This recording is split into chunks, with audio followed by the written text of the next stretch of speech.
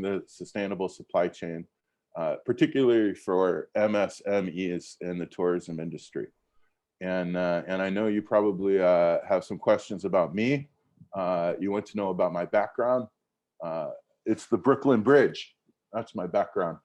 I come from Hawaii, the USA. I've been in Thailand for over 20 years now, based in Thailand. And I've been a full-time lecturer at Assumption University for 16, 17 years now. I've also been a student at Assumption University. I completed my MBA and my PhD in tourism management. The focus of my PhD dissertation is the communication of corporate social responsibility in the tourism industry. And when we talk about sustainable supply chain management, there's a lot of areas where we overlap. Just so we're clear, I know I look familiar to some of you. You think you've seen me in the movies, and I just want to say, no, that's not me. I'm not Hagrid, but I am very happy to be here and talk about focusing on Sustainable Development Goal number 12, the SDG goals number 12.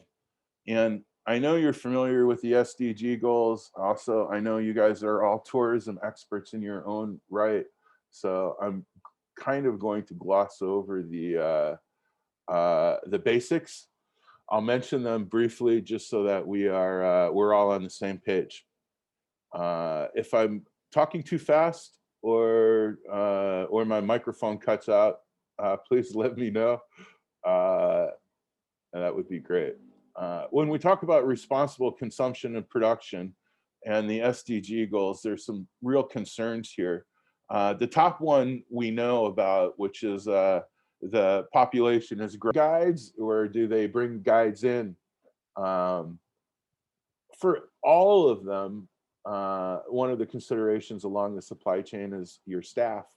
And lots of times we don't think about that as much as we should. Do you employ local staff? Are your staff being paid above the minimum wage? Are you paying fair salaries? Are you practicing fair trade? So employing staff and the staff implications, they cover all of it. If we're considering a supplier, you know, when we're talking about food, is it the food organic? Is it local? What was the transportation that it took to get the food here? Are we selling endangered species or animals that we shouldn't? Do we have good working conditions? Again, this has to do with employees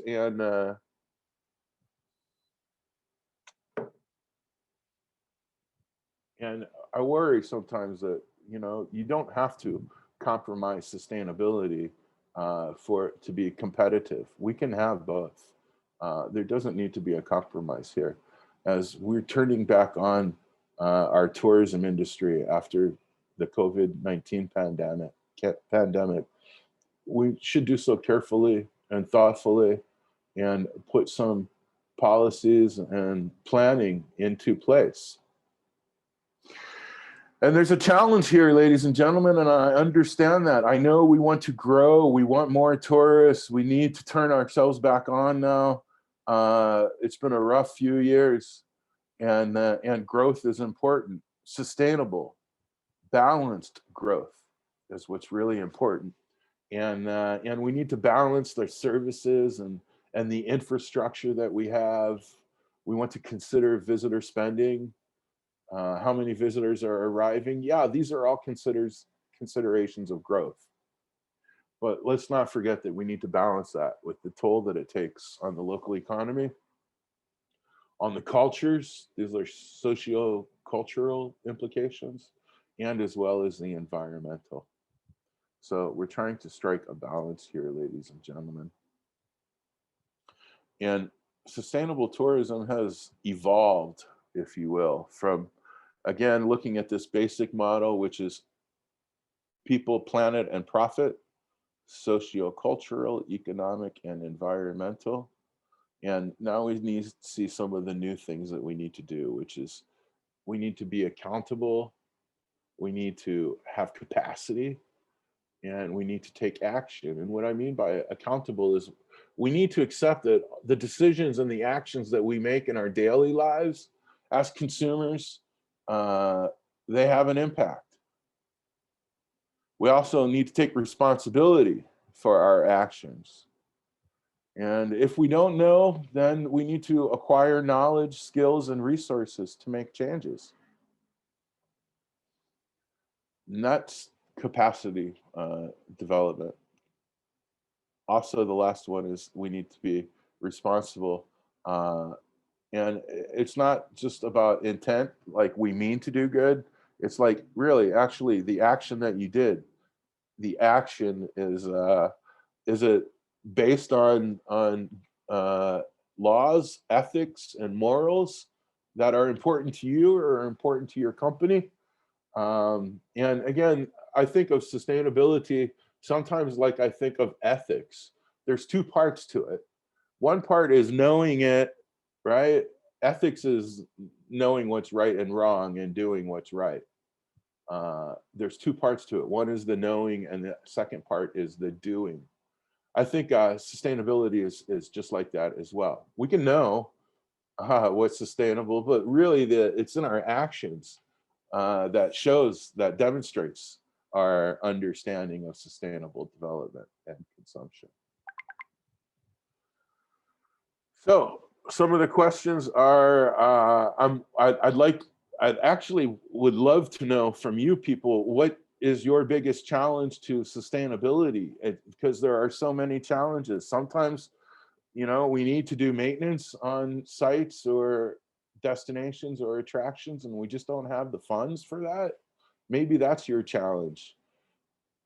Maybe, I think for the world, the challenge is that we've been prioritizing economic growth instead of preservation or conservation or sustainability.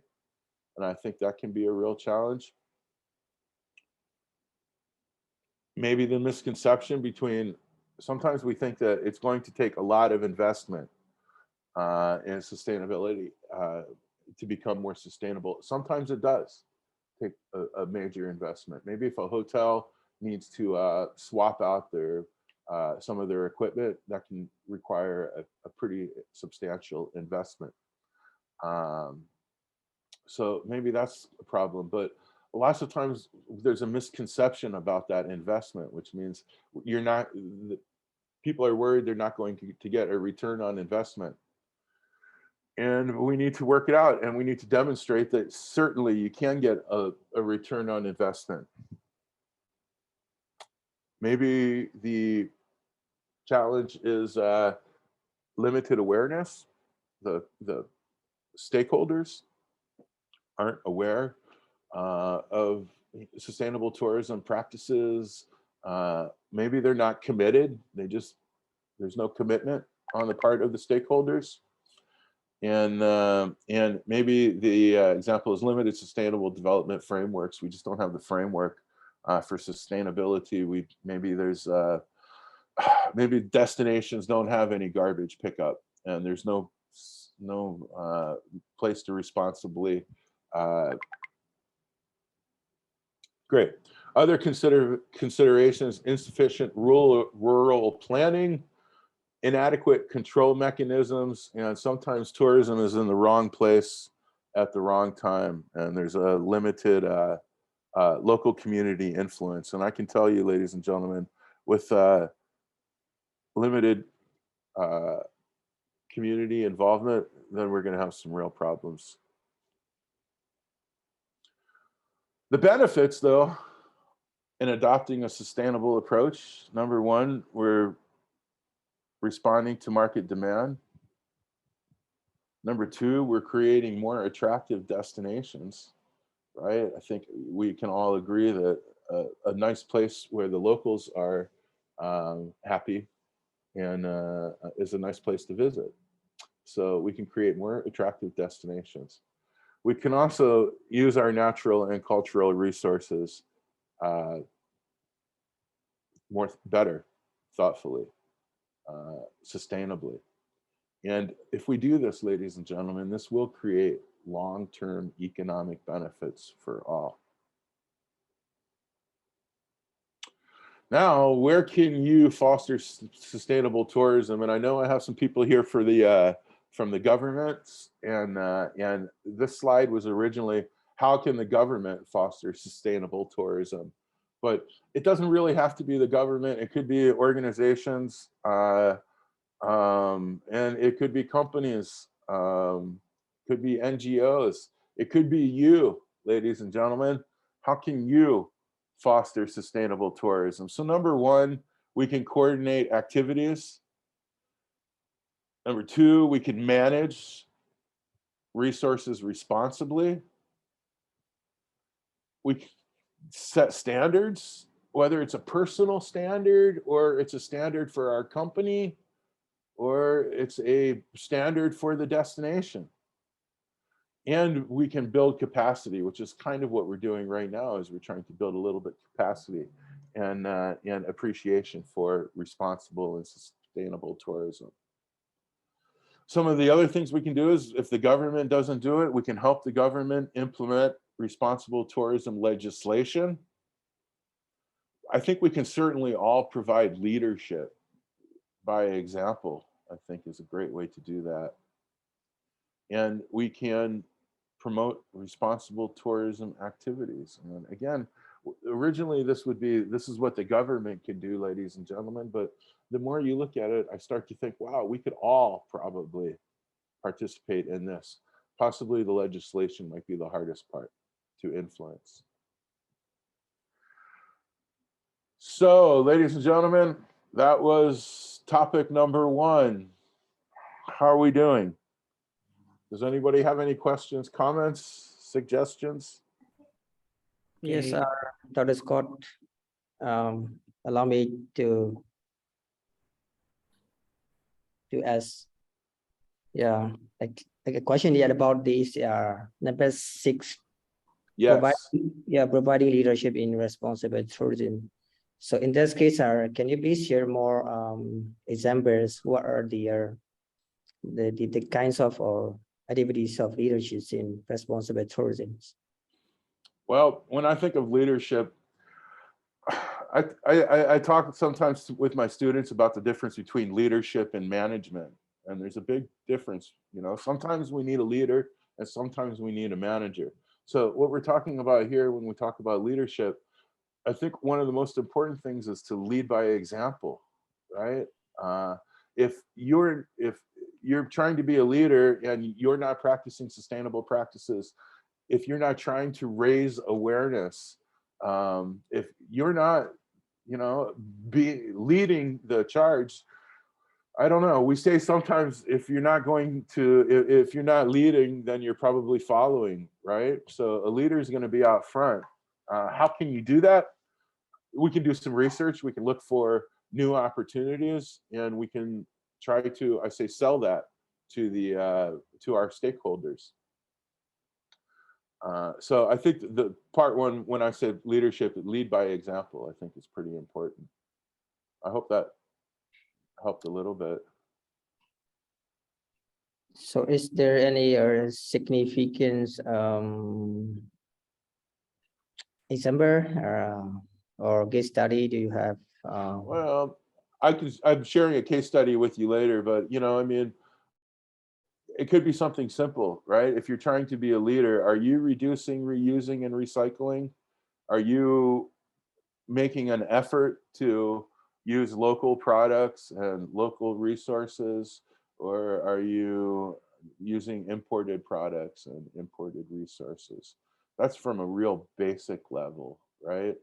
If I was a company, again, if you're an organization like a tour operator and you're trying to foster sustainable tourism, that starts with the top two, the leaders, your CEO and your major management. They need to be on board and they need to communicate to people how important it is to them.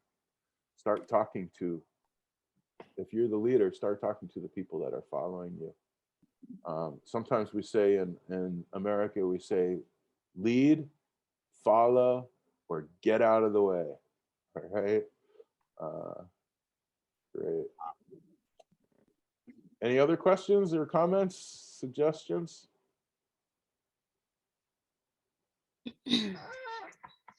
Savadi, good morning. Good morning. Yeah, very interesting. Thank you, Oh, Dr. Scott. May I introduce myself a little bit? My please. name is from Lao PDR. Oh, great. I am a lecturer from National University of Laos. Yeah. Very interesting for the sustainable tourism. From my view and my country too. I think I have one or two questions. Maybe it's a stupid question. No. Why?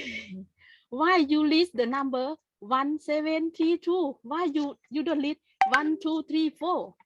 It means sustainable tourism is difficult or not? Yeah. Yes. Difficult and complex, and I put the numbers, and you're asking why it's not in numerical order.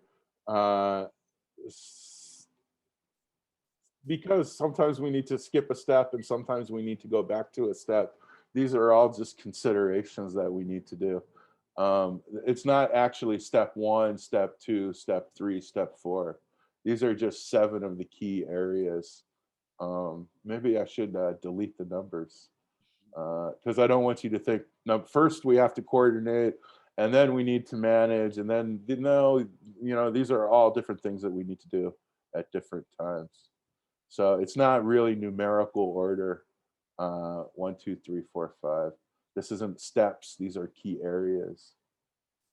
Yeah, it means we can jump, right? Maybe we start 1 or 7, something like that, right? Yeah, we do what we can. Yeah, and if we feel like we can't do number 5, like we can't just affect legislation, no problem. There's other things that we can do. We can start by managing our resources responsibly, promoting responsible tourism activities. We can always do that as well. Yes. And Thank you very much, and it's great to see you. It's nice to have. I haven't been to Laos for a while now. Look forward to coming back. yes, thank you. And may I have one more question? Sure. Yeah, I have one more. It's very interesting for me, right? Now we know the 7 key can foster sustainable tourism, but how to do is very important. But and from your view, how should we do 1 to 7? Great question. Yeah. If I have enough time, actually, the rest of the presentation is going to talk Maybe about we that. have no time. How do we do the planning and the implementation? And then the second part of my presentation will really be talking about marketing and promotion. What do we do about it? So stay tuned. I'll be talking about how can we do that in just a minute. Maybe I talk with you individual. Yes. Sure. Maybe you. We are going to see the presentation, and the answer to your questions will be there, I think. So thank you for your questions anyway, because we will note down, and then we will see how is the presentation would be later on. And if the information cannot answer your questions, so we will get back to your questions again afterward. Promise. I think I'm going Thank you to very cover much, it. It's very good question. Yes, thank you very much. And it's nice to know. I know everybody, it's Monday morning and everybody is multitasking, I'm sure, answering your emails and catching up and everything. So I really do appreciate your attention and participation. Thank you so much. It makes it so much better. Now we need to talk about incorporating sustainability into plans. This may be particularly interesting to tourism authorities, and we can also talk about how we can help the tourism authorities with that. The old days of tourism planning is, the market was over here, the hotels were over here, then the government was there, and there was transportation to consider, people getting from the market to the hotel. The government many times helps with the promotion of sustainability in tourism destinations. The government can help with site selection and planning, providing permission and permits for hotels.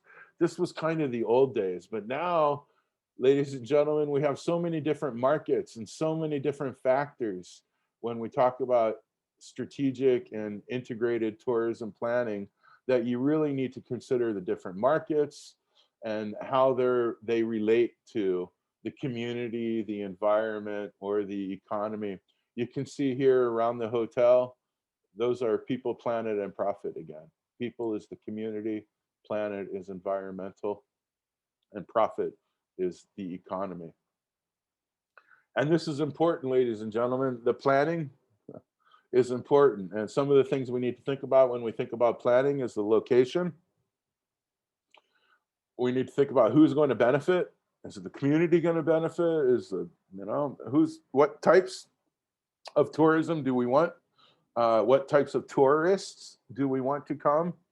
We want to consider timing, and you want to consider forming your form, and effects of not incorporating tourism planning. If you don't do it, these are the problems, is that we're going to have, it's really going to have a negative effect on the environment, on the community, and on the economy. And I'm talking about the local environment, the local community, and the local economy. Also, if we don't practice sustainability, it's going to be challenging.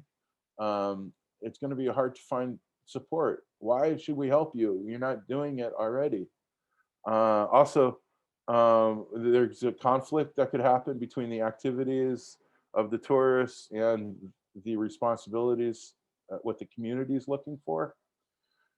And the worst is probably the lost opportunities. Ladies and gentlemen, the whole reason I teach tourism management is because I want my students to maximize the benefits of tourism and minimize the negative impacts of tourism. So why do we want to, if we don't do this, then we're going to lose lots of opportunities to maximize the positive impacts of tourism development.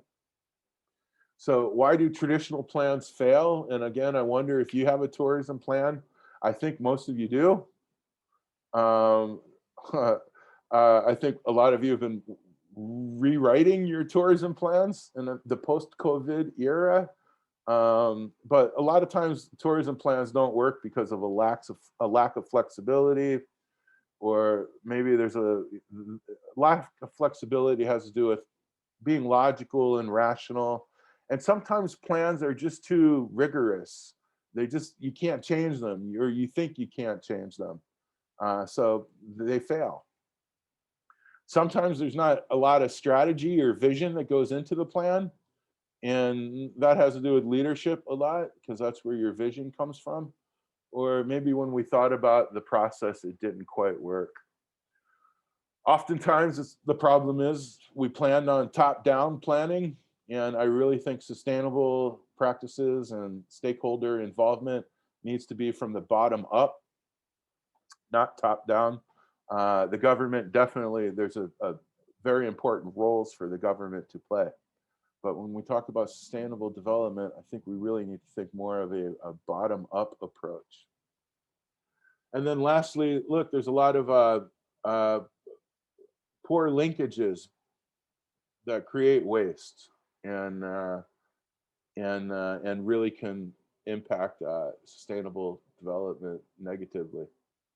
So some of the key principles for integrating sustainability into tourism plans, again, is you'll see here: people, planet, profit, social, economic, environmental, and we add one more here, which is political objectives, because we all have, there's political objectives that all of you need to consider. And when we talk about social objectives for sustainability, you want to consider seasonality, living standards. You want to consider the costs and the benefits. You want to consider your goals. And again, we need to balance the ecological, environmental objectives with the costs and the return on investment. And these are some of the things that we need to consider when we're talking about creating a sustainability plan. We have them national level, regional level, destination level, right? The regional level would be the Mekong countries, could be a regional level, and some of the things that we need to consider here.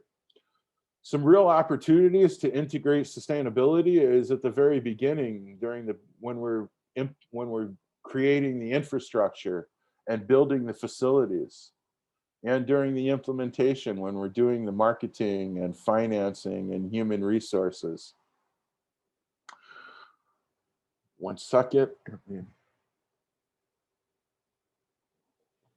So when we consider tourism infrastructure and some of the responsibilities to society, these are some of the key principles for transportation, ladies and gentlemen, and I'm going to break them down a little bit for you for transportation, utilities, and waste management.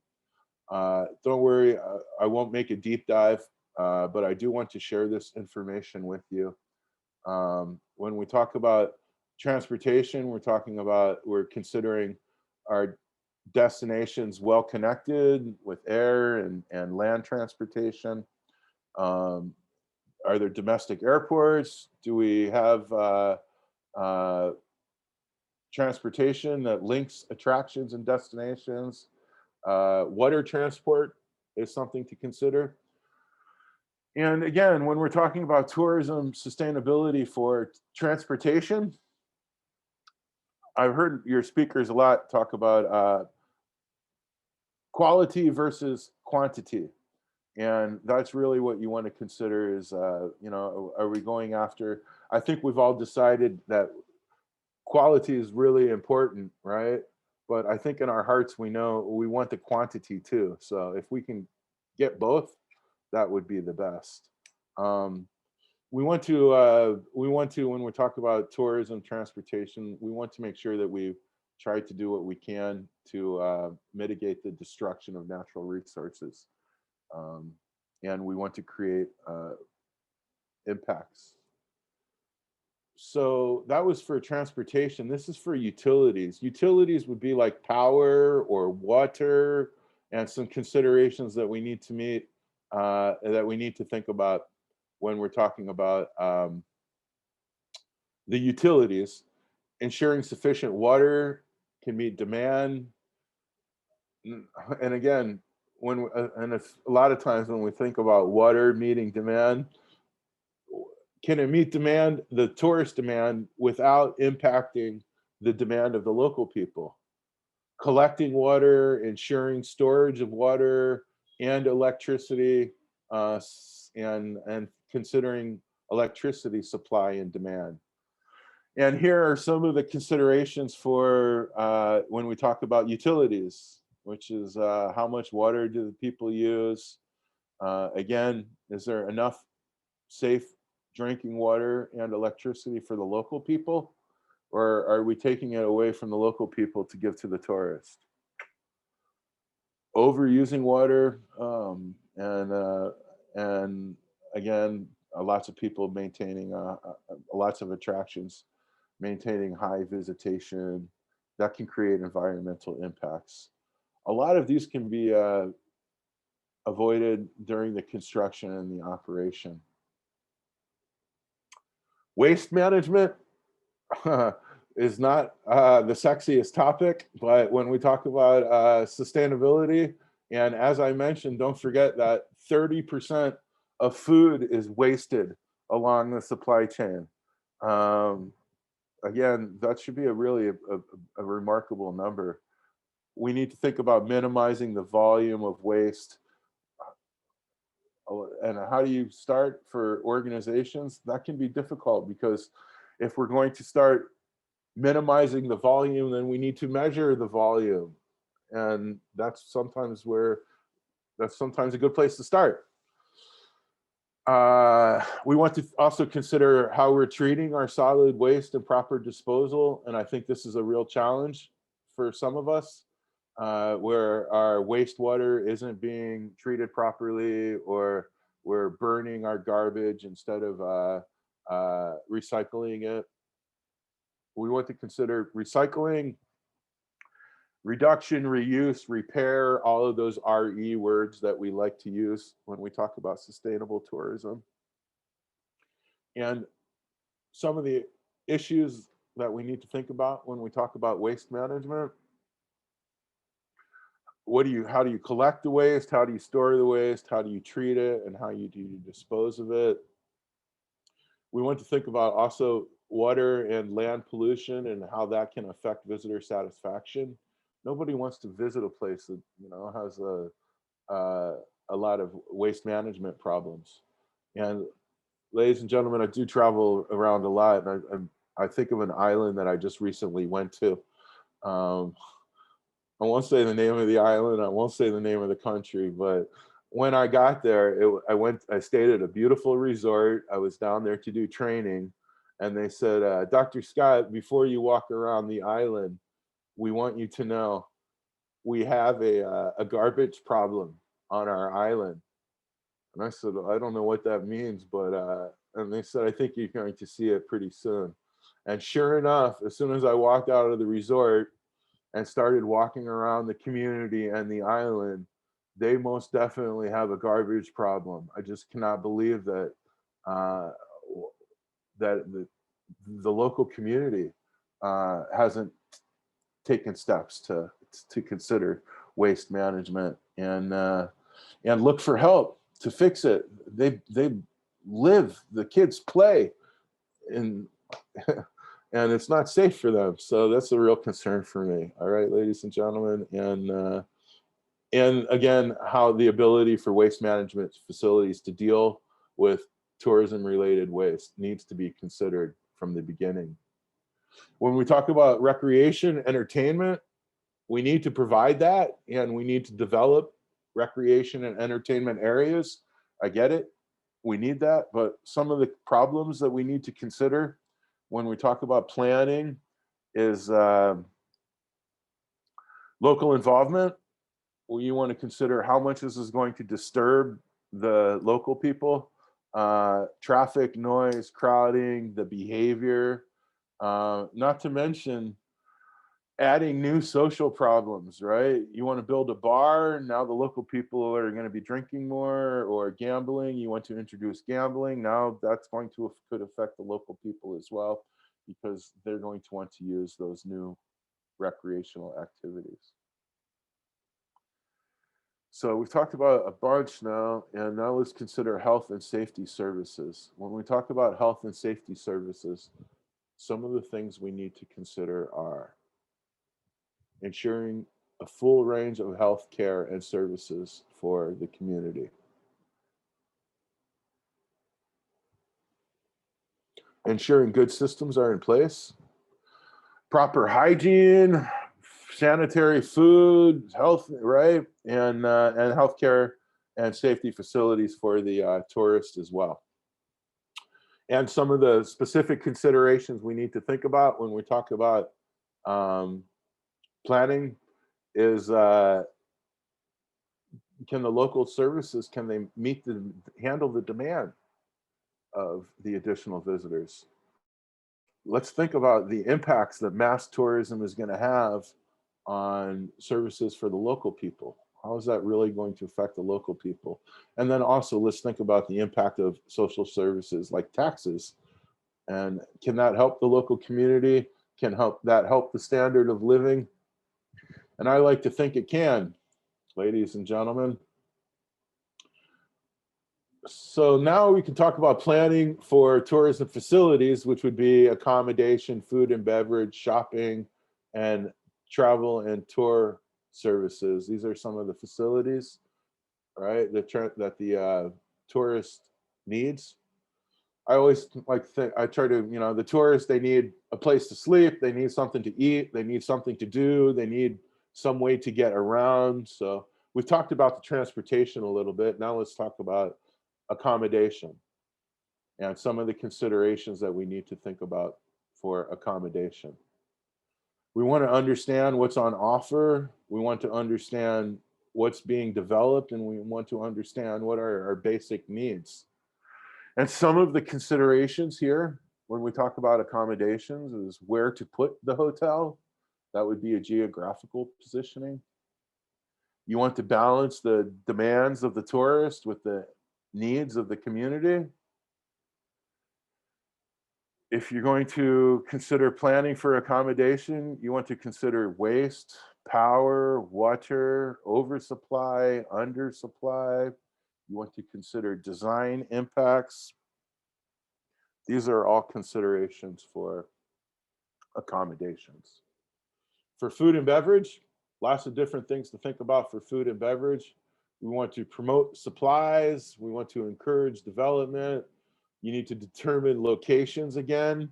So ladies and gentlemen, when we look at sustainability issues to consider food and beverage, oversupply, undersupply, scale, how big, how large do we need to build things, the design impact, lots of food and beverage when we consider that, as well as accommodations. You want to consider the quality of service and the goods being offered. And you want to consider the utilities and as well as the hygiene, safety, food safety and sanitation is a big part of sustainable development. Talking about shopping, I think we're all familiar with that one. And some of the considerations that we need to think about when we're shopping. Again, are they buying local or are they buying imported? That's a pretty easy one. We need to consider packaging and waste. We need to consider oversupply, undersupply. Want to consider taxes. And sure, we want to maximize the social and environmental impacts as much as possible. And we want to minimize economic leakage from imported products as much as possible too. And economic leakage, again, that is the, what is it? That's the enemy of sustainable development, is that economic leakage, and it leaks out of the economy. That's what we want to stop. We want to keep the benefits. We don't want them to leak out of the economy. And the leakages is oftentimes in the form of imports. When considering travel and tour services, you want to make sure that tourism is suitably located. You want to make sure that your tour guides are trained and certified. You want to make sure that the tour operator has standards and policies, and you definitely want to support local guides.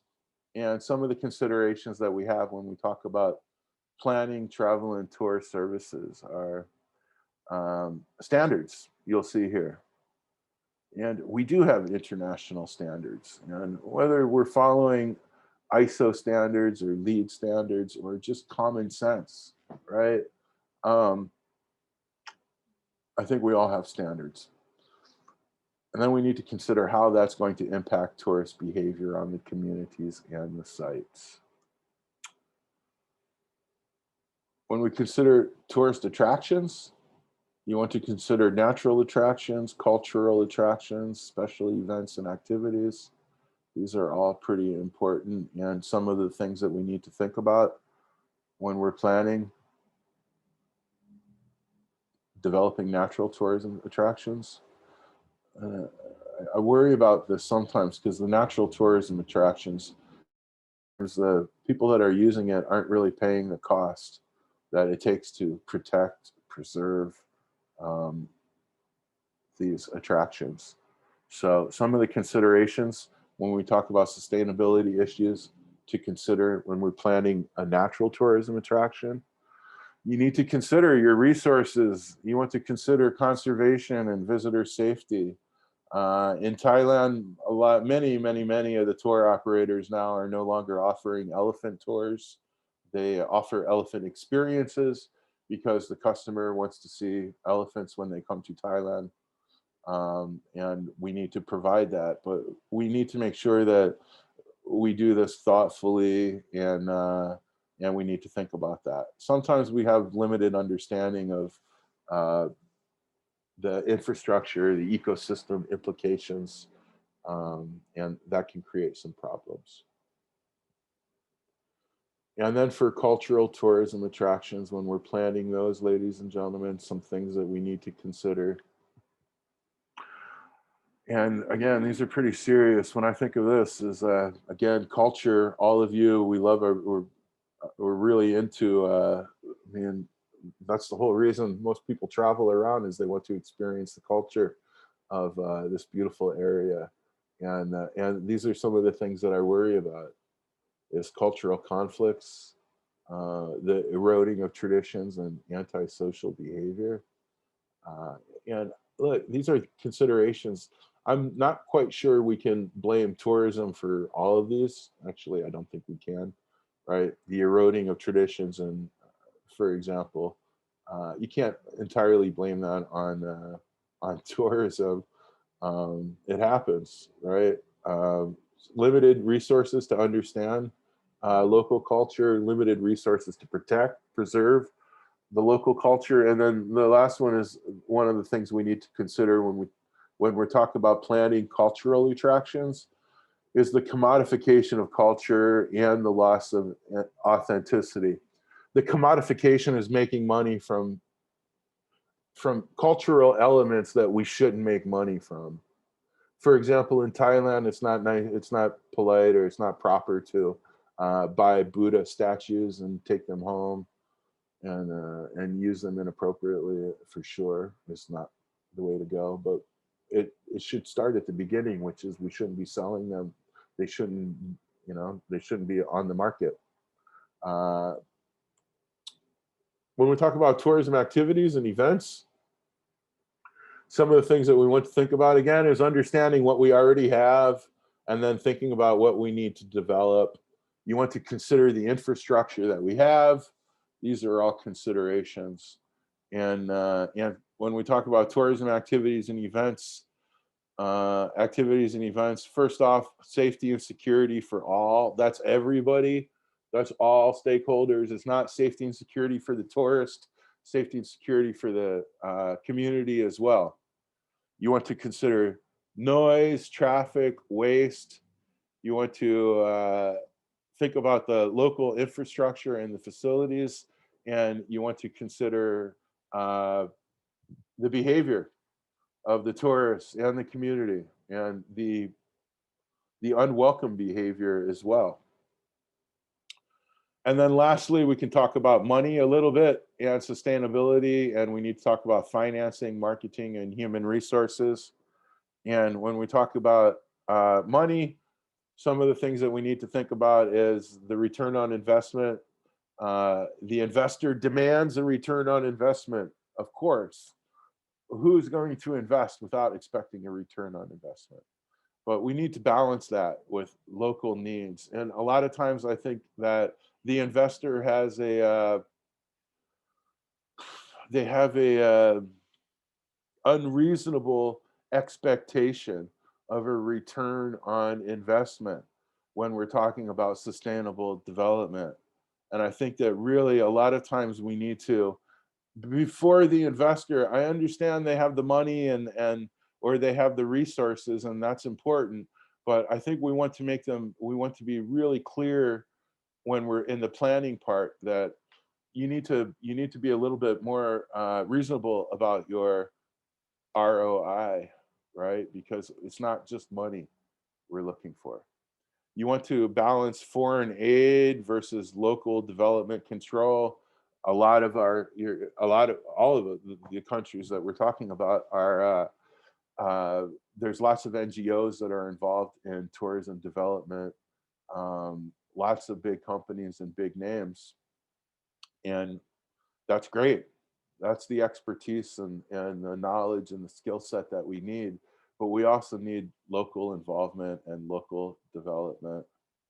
And let's not forget about economic leakage. Again, this is the enemy of sustainable development is leakage. And then we consider the social and environmental impacts as well. Marketing. We want to make sure that this is really important, and I'm going to talk more about marketing after we take a break in a little while. is the reason the marketing is so important is that we want to make sure that we have a good fit. We found the right customer for the right destination. You want to consider seasonality and the social, I always say socio-cultural, the socio-economic impacts as well, the ones that have to do with people and profit. And you want to consider visitor spend and capacity during the marketing stage. For human resource planning, we want to meet the needs of the stakeholders, the business providing the goods, the government, the community. We want to create a strategy for a skilled workforce. We need to understand existing the situation, and policies are where we get involved in there. And some of the things that we need to consider for human resources is often the working conditions, adequacy and accessibility, the availability of required tourism skill levels, and the accessibility of employments for local jobs for the local people. Are the local people getting the jobs, or are the jobs going to people that don't live in the area? It needs to be participatory, which is we need people to participate. All of these people on the right here, the operators, the government, the visitor, the community, investors, landowners, all of these people need to participate in tourism planning, and they have to recognize that concerns and goals for everybody. We need to engage stakeholders, and different stakeholders are going to have different levels of commitment. They're going to have different skills, different interests. We want to understand and communicate values for tourism, and we want to develop a shared understanding and vision for tourism. Also, we want to identify clear roles and responsibilities, and we want to structure good government. So those are the things that we need to consider when we're talking about tourism planning. And you see the different stakeholders over there on the right. So ladies and gentlemen, that concludes my next topic. How are we doing? Teamwork makes the dream work. You guys still with me? Please ask the question during this time. Anybody who has any questions in your mind, now is a good time. That is quite like a very informative presentation. สวัสดีค่ะ My name is Tanya. I'm a researcher from Chiang Mai University. Oh, great. Yeah, thank you for your sharing slides. I can see the holistic view of tourism supply. That is good for planning,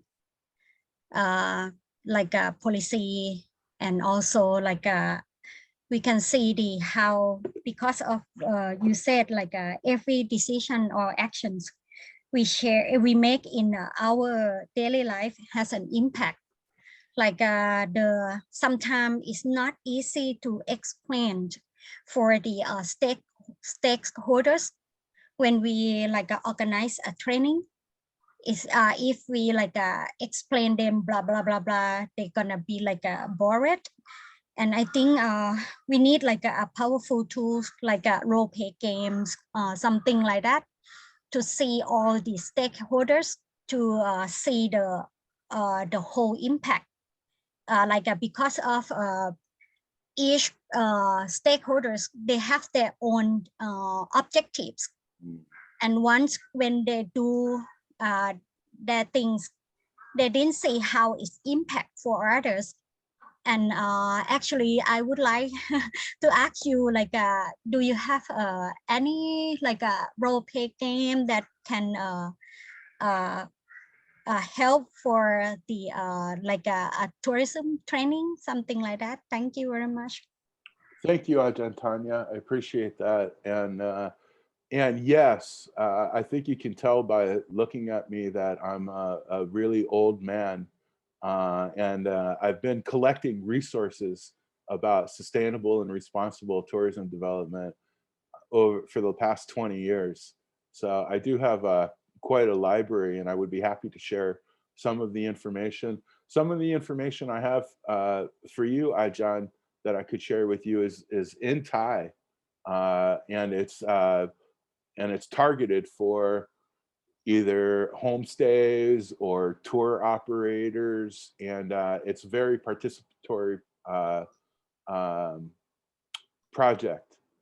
It's different. It doesn't come from ESRT. It comes from DASTA, I believe, the Designated Area of Sustainable Tourism Association for Thailand.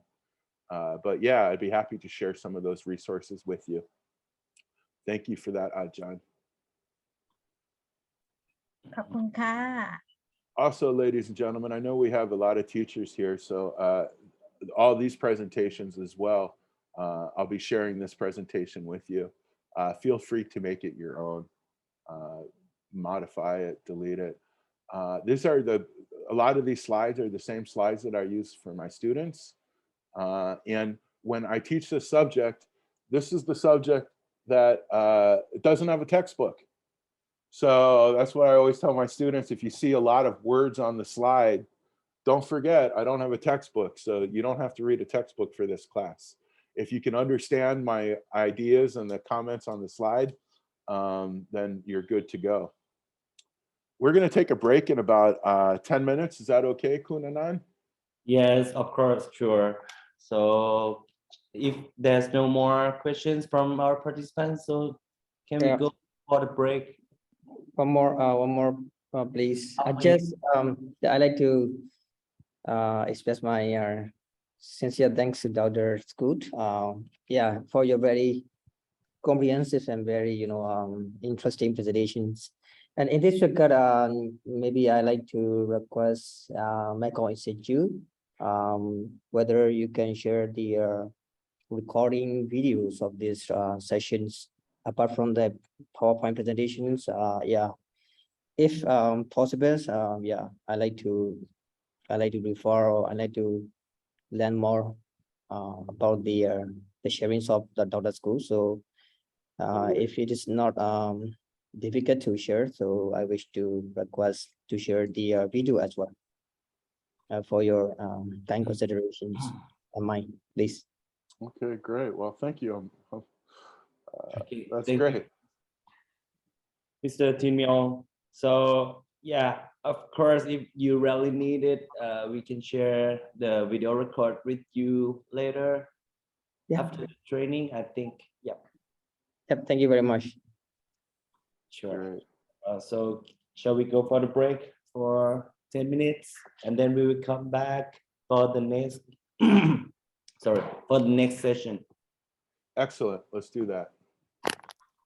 Thank you, Dr. Scott. thank you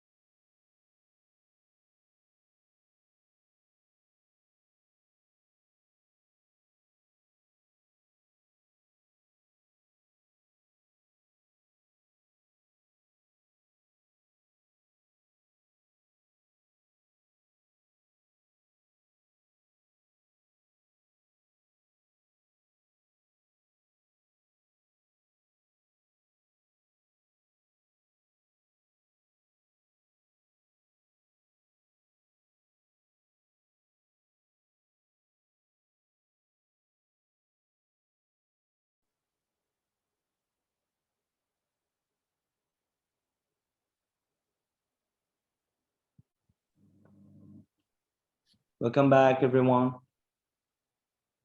Hello. So the break time is up. Is it? Please come back. And That was fast.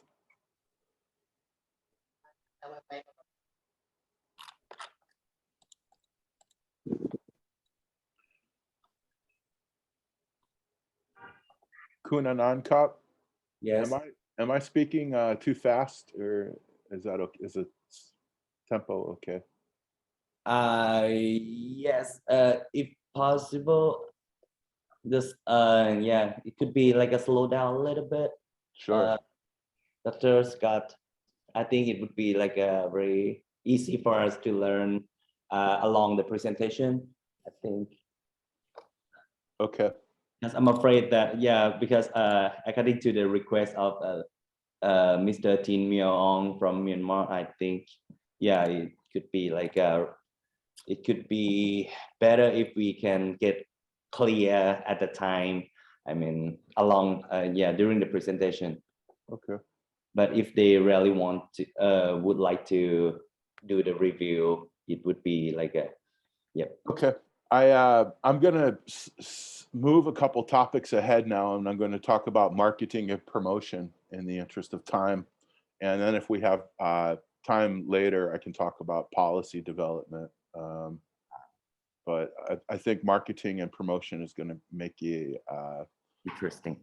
and also, so I'll do that for about 20 minutes, and then I'm going to switch to the Asian Oasis case study that I want to share with people, if that's okay. Yes. And then we can see where we are, and if you want to come back and talk more about policy development, we can do that. How's that sound? Okay, thank you. So please, the floor is yours. Okay, welcome. Let's start with a, what am I, let's see, where am I here? Like this.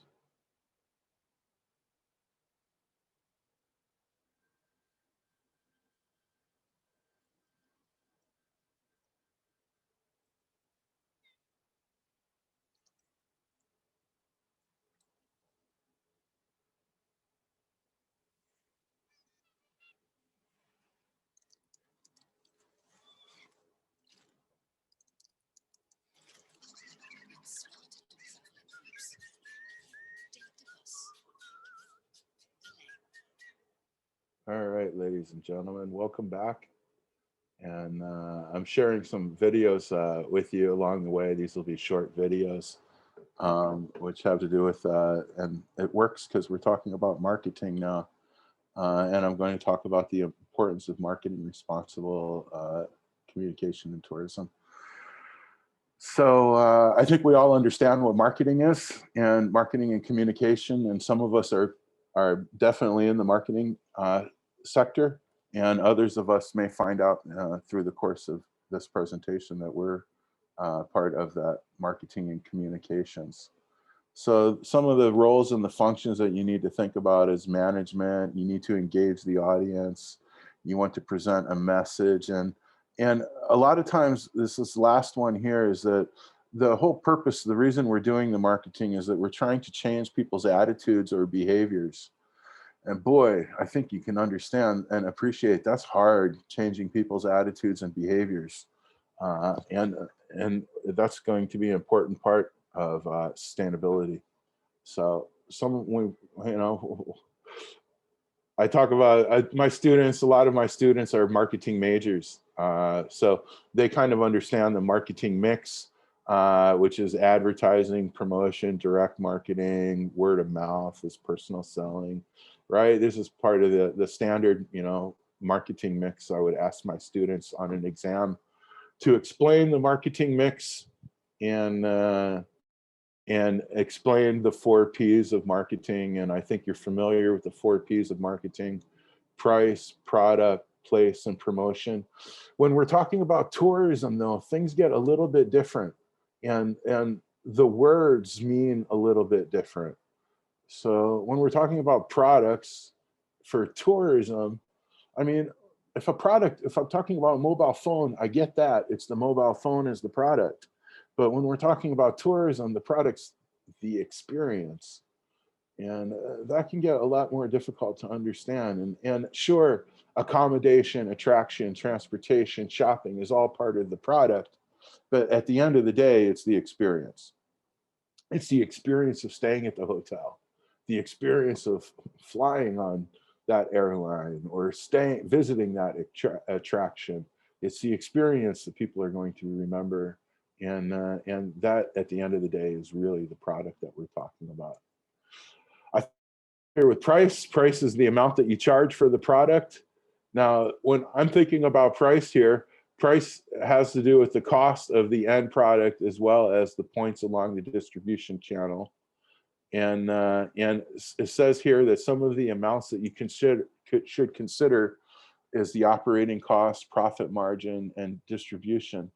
I've listened to a couple of the other speakers, and I think it was Peter Simone who was saying that, you know, maybe the tourists, they're not paying the full cost that it costs to provide these goods and services, to provide the experience. The tourists, they're not paying for the lights on the street or the police or the tourist police. How are they going to, so maybe the tourists, they're not, maybe we need to think about our pricing a little bit more.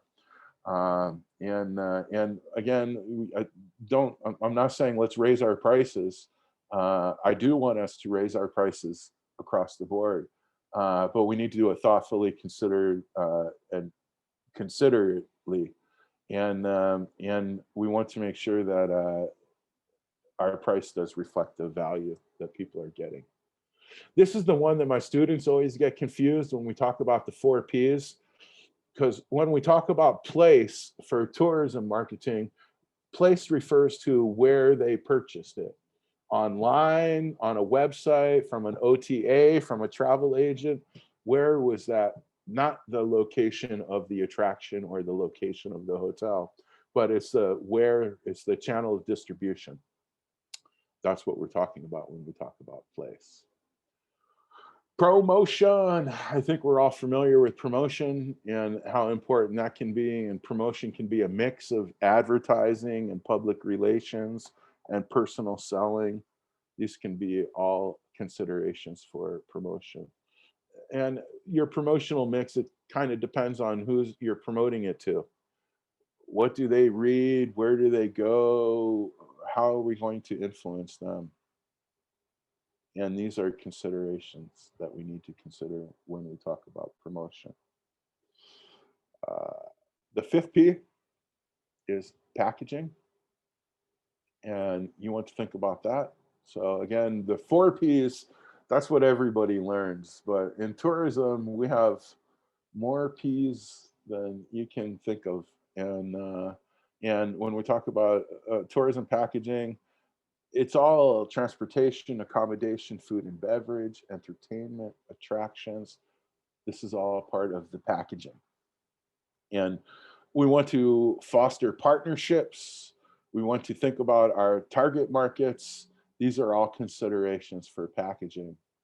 So ladies and gentlemen, one of the questions I always ask my students are, what are the 8 Ps of marketing?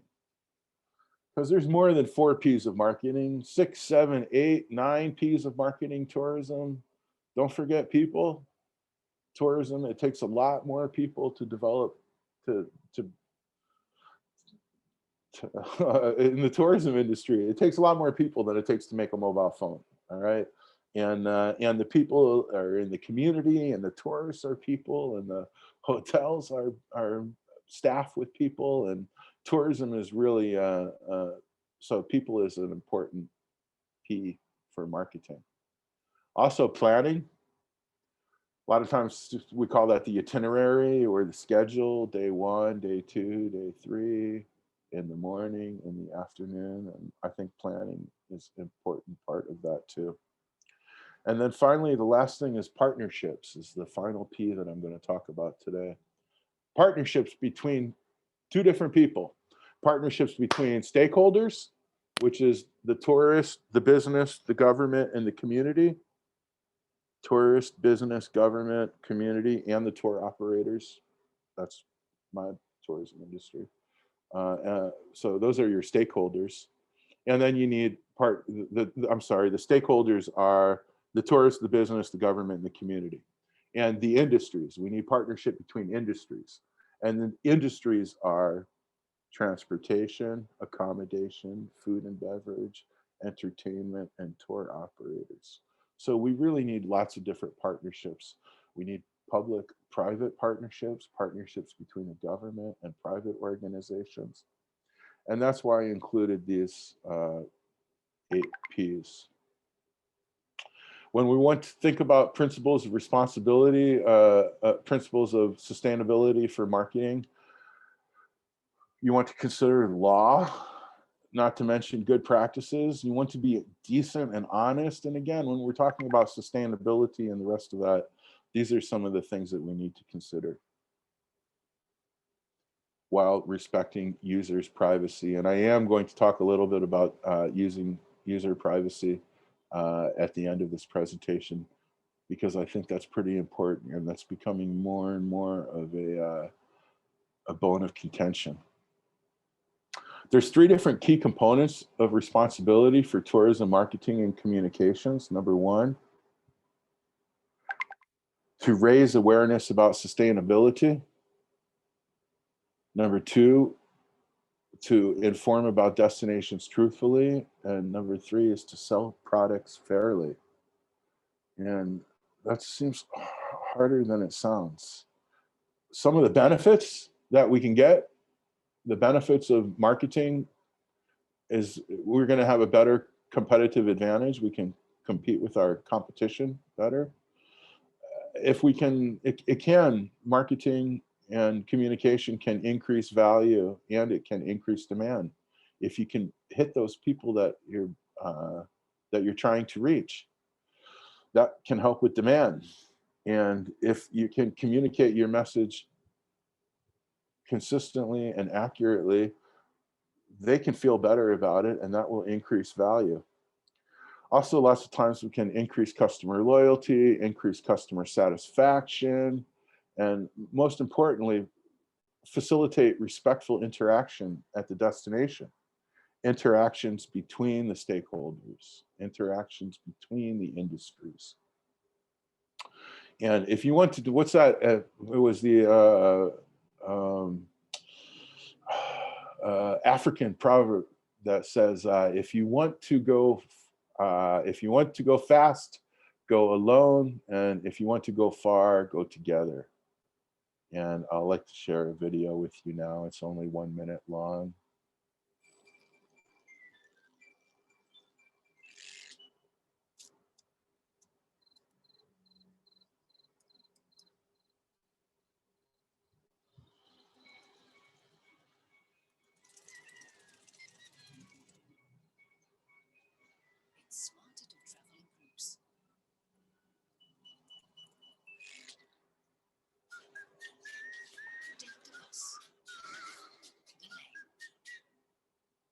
Okay, so again, talking about marketing, and I'm showing you a couple of videos which are marketing messages trying to get people to take the bus instead of driving your own car or taking private transportation.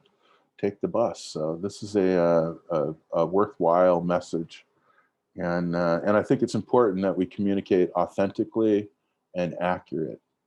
And that's what I'd like to talk about now. When we look at the tourism experience, some of the things that we need to consider are the infrastructure, the services that we have, demand, motivation. These are all part of the tourist experience. Authenticity is really important, ladies and gentlemen, but it's also up to the person to decide whether it's an authentic experience or not. We like to travel for experiences that are unique and original.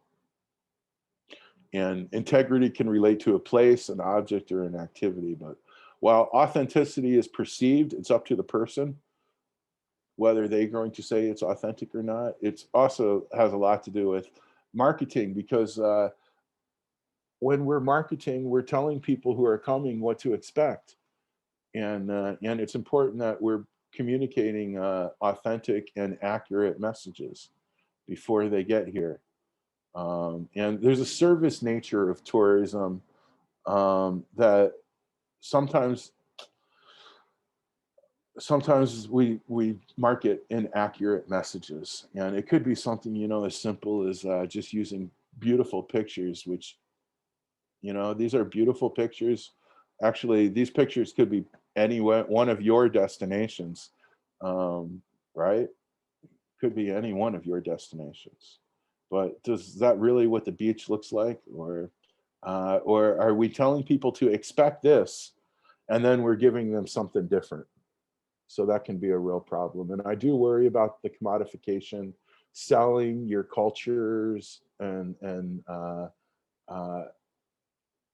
selling things, making money from aspects of the culture that we shouldn't be making money from. And that can be a real challenge for some of us and some of our destinations. And we want to consider the response when we about perceived authenticity. We want to think about, you know, is the original meaning going to be lost? But we also want to ensure that there's an involvement and determination for local people. So here's some examples. I've talked, this is the second time I've mentioned commodification, which is a big word, but again, we're talking about selling things or using tourism resources inappropriately. And some of the things that we want to think about are redeveloping places and creating restaged and reshaped traditional performances, using historical buildings with people don't understand the importance or the significance, or it could be selling or reproducing artifacts. These are all examples of cultural commodification in tourism that I think all of our destinations are affected by. Greenwashing, I heard Peter Simone talk about greenwashing, and you guys are familiar with greenwashing, I believe. And greenwashing, again, there's causes and there's effects for greenwashing. You're familiar with greenwashing, right? So this is what we want to avoid, ladies and gentlemen, is greenwashing. So let me talk a little bit about greenwashing and what it is, and here's the definition I'll give for my students. Misleading consumers regarding practices of a company or the environmental benefits of a product or service.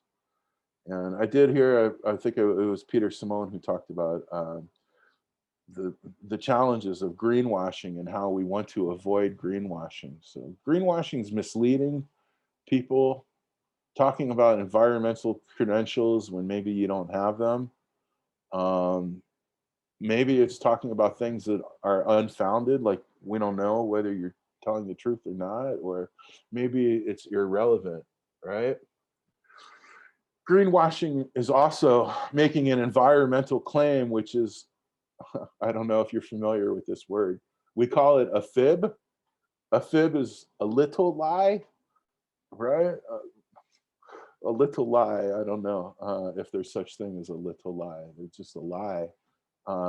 But if it's a little lie, we call it a fib. That's a nice way to say it. But really, it could be lying, or it could be just a distraction, which is trying to get people to, it's just not a good thing. So greenwashing can be when a company spends more time and money trying to tell people that they're being sustainable. They're using their advertising, their marketing inappropriately. And they're creating false expectations for the tourist. So you can look here at some of the examples, and I don't know which one of these sounds crazy to you. I think you've seen most of these before. Fair trade, I might move fair trade out of that now, right? But these are some of the terms that we use. And there's more and more coming now too. I see planet friendly now, or environmentally friendly, whatever that means. Here's dolphin friendly. Anyway, carbon neutral. don't get me started on carbon neutral. I don't even know if that's is that a possibility? I don't think it is. Ask me about that later. So why does greenwashing happen, ladies and gentlemen? Yes. It Please. depends. It depends how you look at it, but actually it's a good thing. Number one is it's happening because consumers are demanding it. They're changing their buying patterns, and that's great, you know. So that's generally good.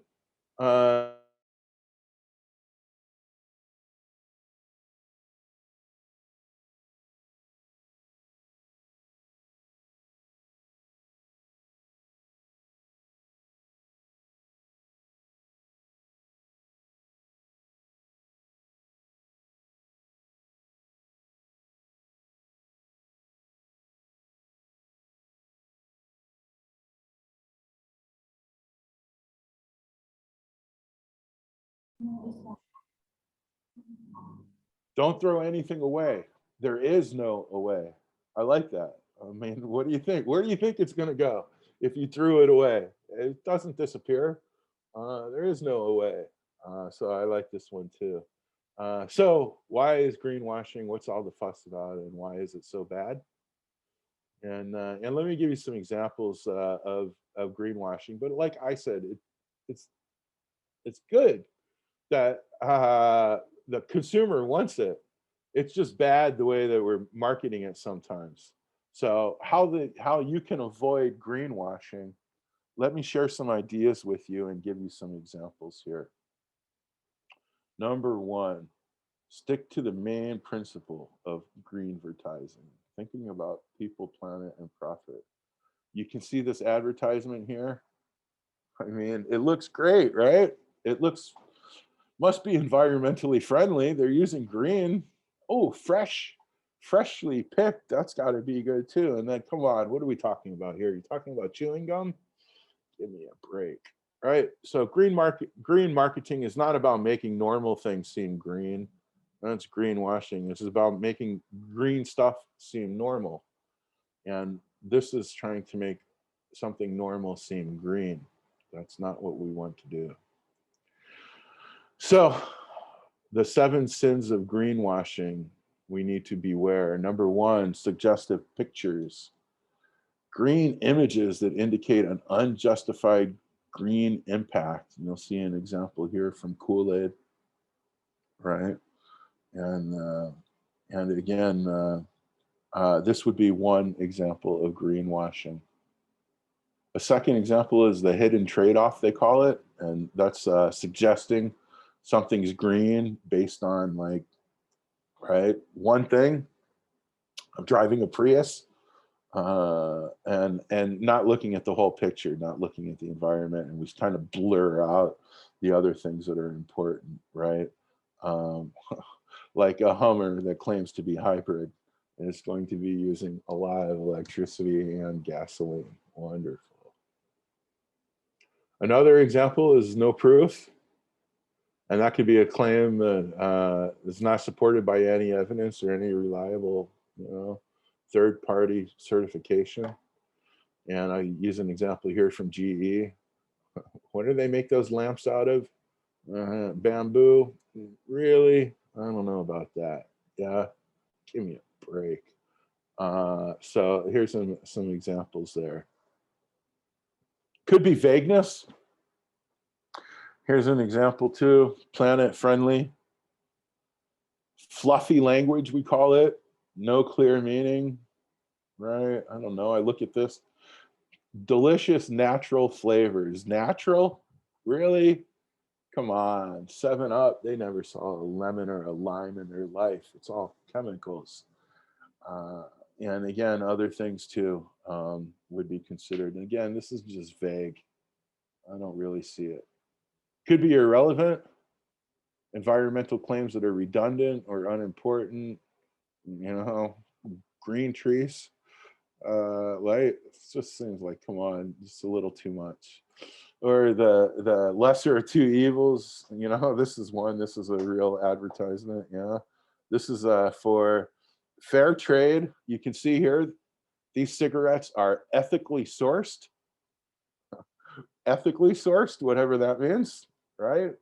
That's a little vague. Also, ladies and gentlemen, it says smooth, natural flavor, a natural flavor, maybe. They're organic.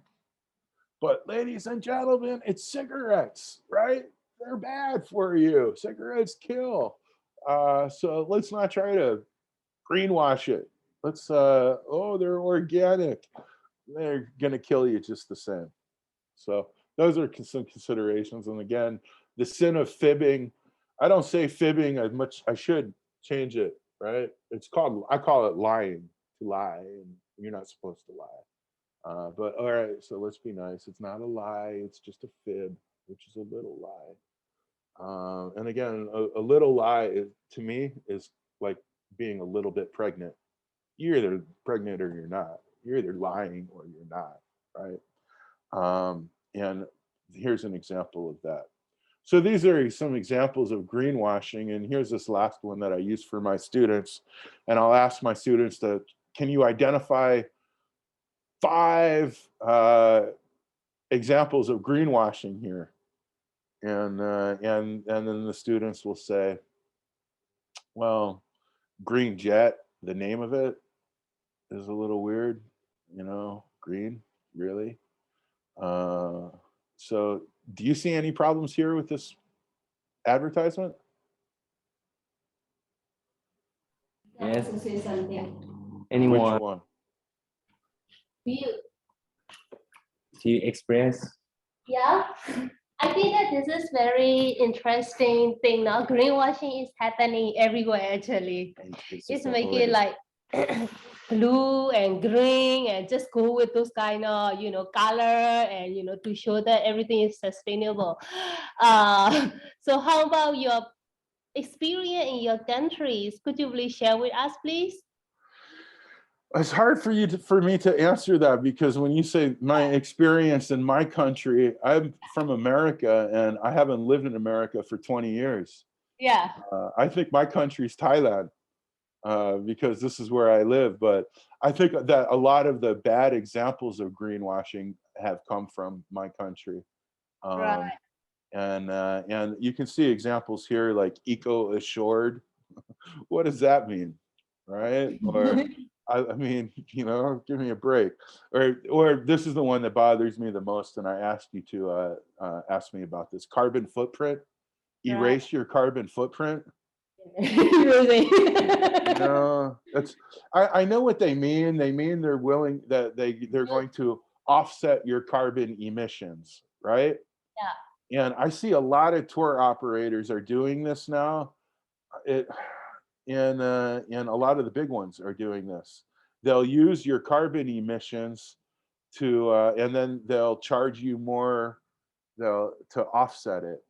I consider this one though, it's like if you cheat on your boyfriend or your girlfriend and then you buy them a ring or a present, you still cheated on them. You know what I mean? You still did the damage, right? You're not going to erase that, you know? It's so carbon neutral, erasing your carbon footprint. I'm highly skeptical about that. And I'm more interested in sociocultural influences of Right, Dr. Scott, Mr. Scott, in that case, you know, what is your opinion?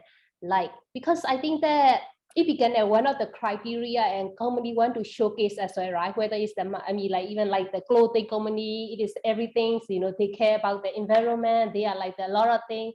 So, but I mean, like, to be also carbon neutral, it is pretty like not impossible and right now also like, you know, so what is your opinion how the government should like, you know, just facilitate to balance a little bit from the washing totally to rather than also like that there's some, I mean, like, you know, that responsible action towards the environment and like, you know, social things. So what are the things the government could a little bit, you know, facilitate more?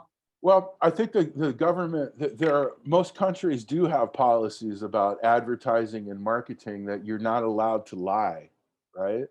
I mean, most of them do. Maybe the problem is in the enforcement, or maybe the problem is looking at this and saying, well, it's not really a lie if they can explain it, right?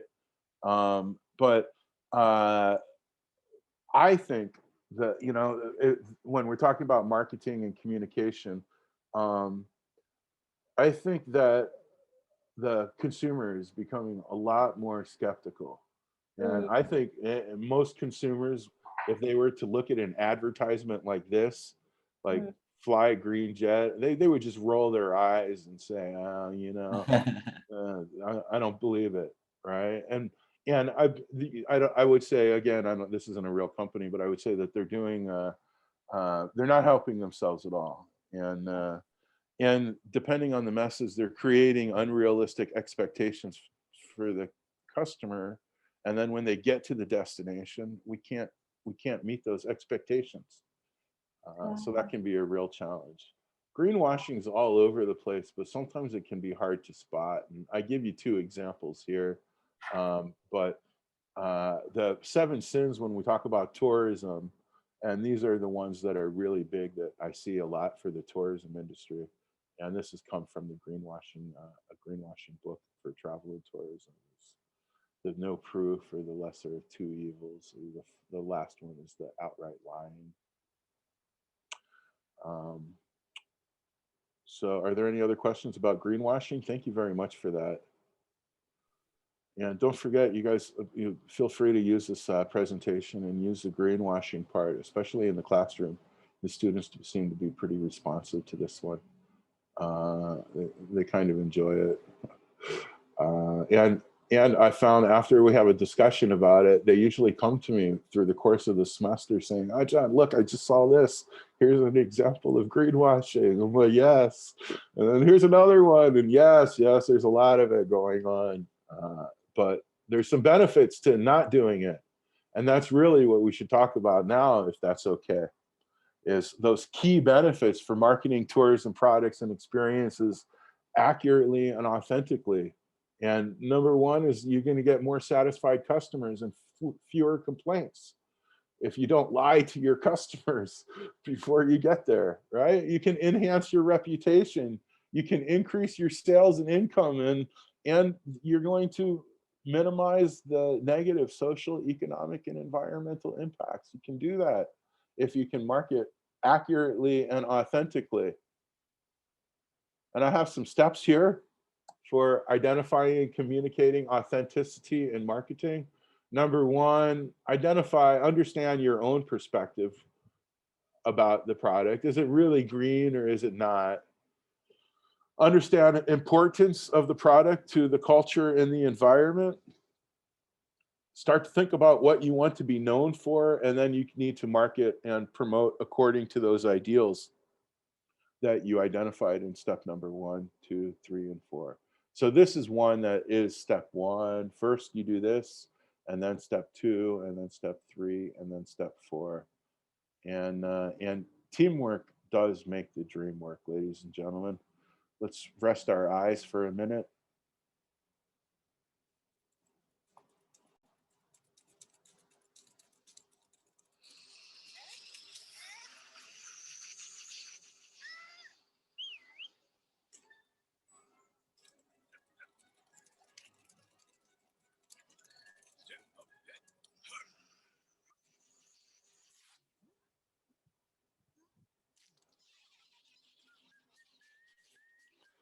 Lovely. Again, those are all marketing messages, marketing videos, trying to get people to behave more sustainably, which is taking mass transportation instead of taking individual transportation. So let's talk about some of the marketing and communicating sustainable practices. Let's talk about marketing and communicating the practices that we're already practicing and we're already doing. And some of the things that we need to think about are the function and purpose. And it depends for the business and the destination. For the tourist, you know, there's a feel-good factor that we call it. So for businesses and destinations, this is for the government, that would be the destination part of it. when you want to inform people about your sustainable activities and you want them to support those activities. For the tourists, I mean, come on, we just want them to feel good. So again, step number 1, 2, 3, and 4, understand the market, identify the objectives, develop messages, and then communicate those messages. Ladies and gentlemen, this came from Visit England, 2010 it says, and they did a great job. Again, I've been collecting resources for a long time, and I just recently met some of these Visit England people that they did in England's Regional Sustainable Tourism Leads Group. They have done some remarkable work marketing sustainability. There's a lot of lessons to be learned from them. And they suggest what they call a keep it real approach, keep it real. So they want you to understand the market and customize sustainability messages. This is hard because you want to, the more you're going to customize sustainability messages, the more, I mean, that just takes time and it's a lot of work. But we want to make sure that we do that because we have different markets here. We want to make sure that everything's equal, sustainable, and we differentiate that from the products. But we also want to make sure that we understand the attitudes of our key market segments. We want to understand their attitudes, and then we want to tailor the message for them. So I'm giving you some key markets here for when we're talking about sustainability. Those are ethical seekers, that's a group, or people that just want to switch off, or the feel-good factor, we call that. So the ethical seekers are looking for green holidays because they're green. It's a small group, but they're vocal and they communicate a lot. And so ethical seekers, you want them on your team. You want them to come to your destination and talk about it. And then we have other people that just want to switch off. They're just looking for a break, get away from my device. I don't want to answer my emails or something like that. Just no electricity would be fine. And they're important as well, but by far the largest group is the feel-good factor. Those are the people that we're thinking about. So when we look at these different market segments, ethical seekers, feel-good factor, or the switch off, these are some of the characteristics of each market. Yeah, the ethical seekers are the ones that their lifestyle, they reduce, reuse, recycle. They're, you know, they do that, so they're willing to pay a little bit extra. And I think more and more we're finding that the customers are willing to pay a little bit extra if we find that it's making a real benefit. And then there's the feel-good factor, and that could probably be most people are in that. Look, I don't want to pay for it, but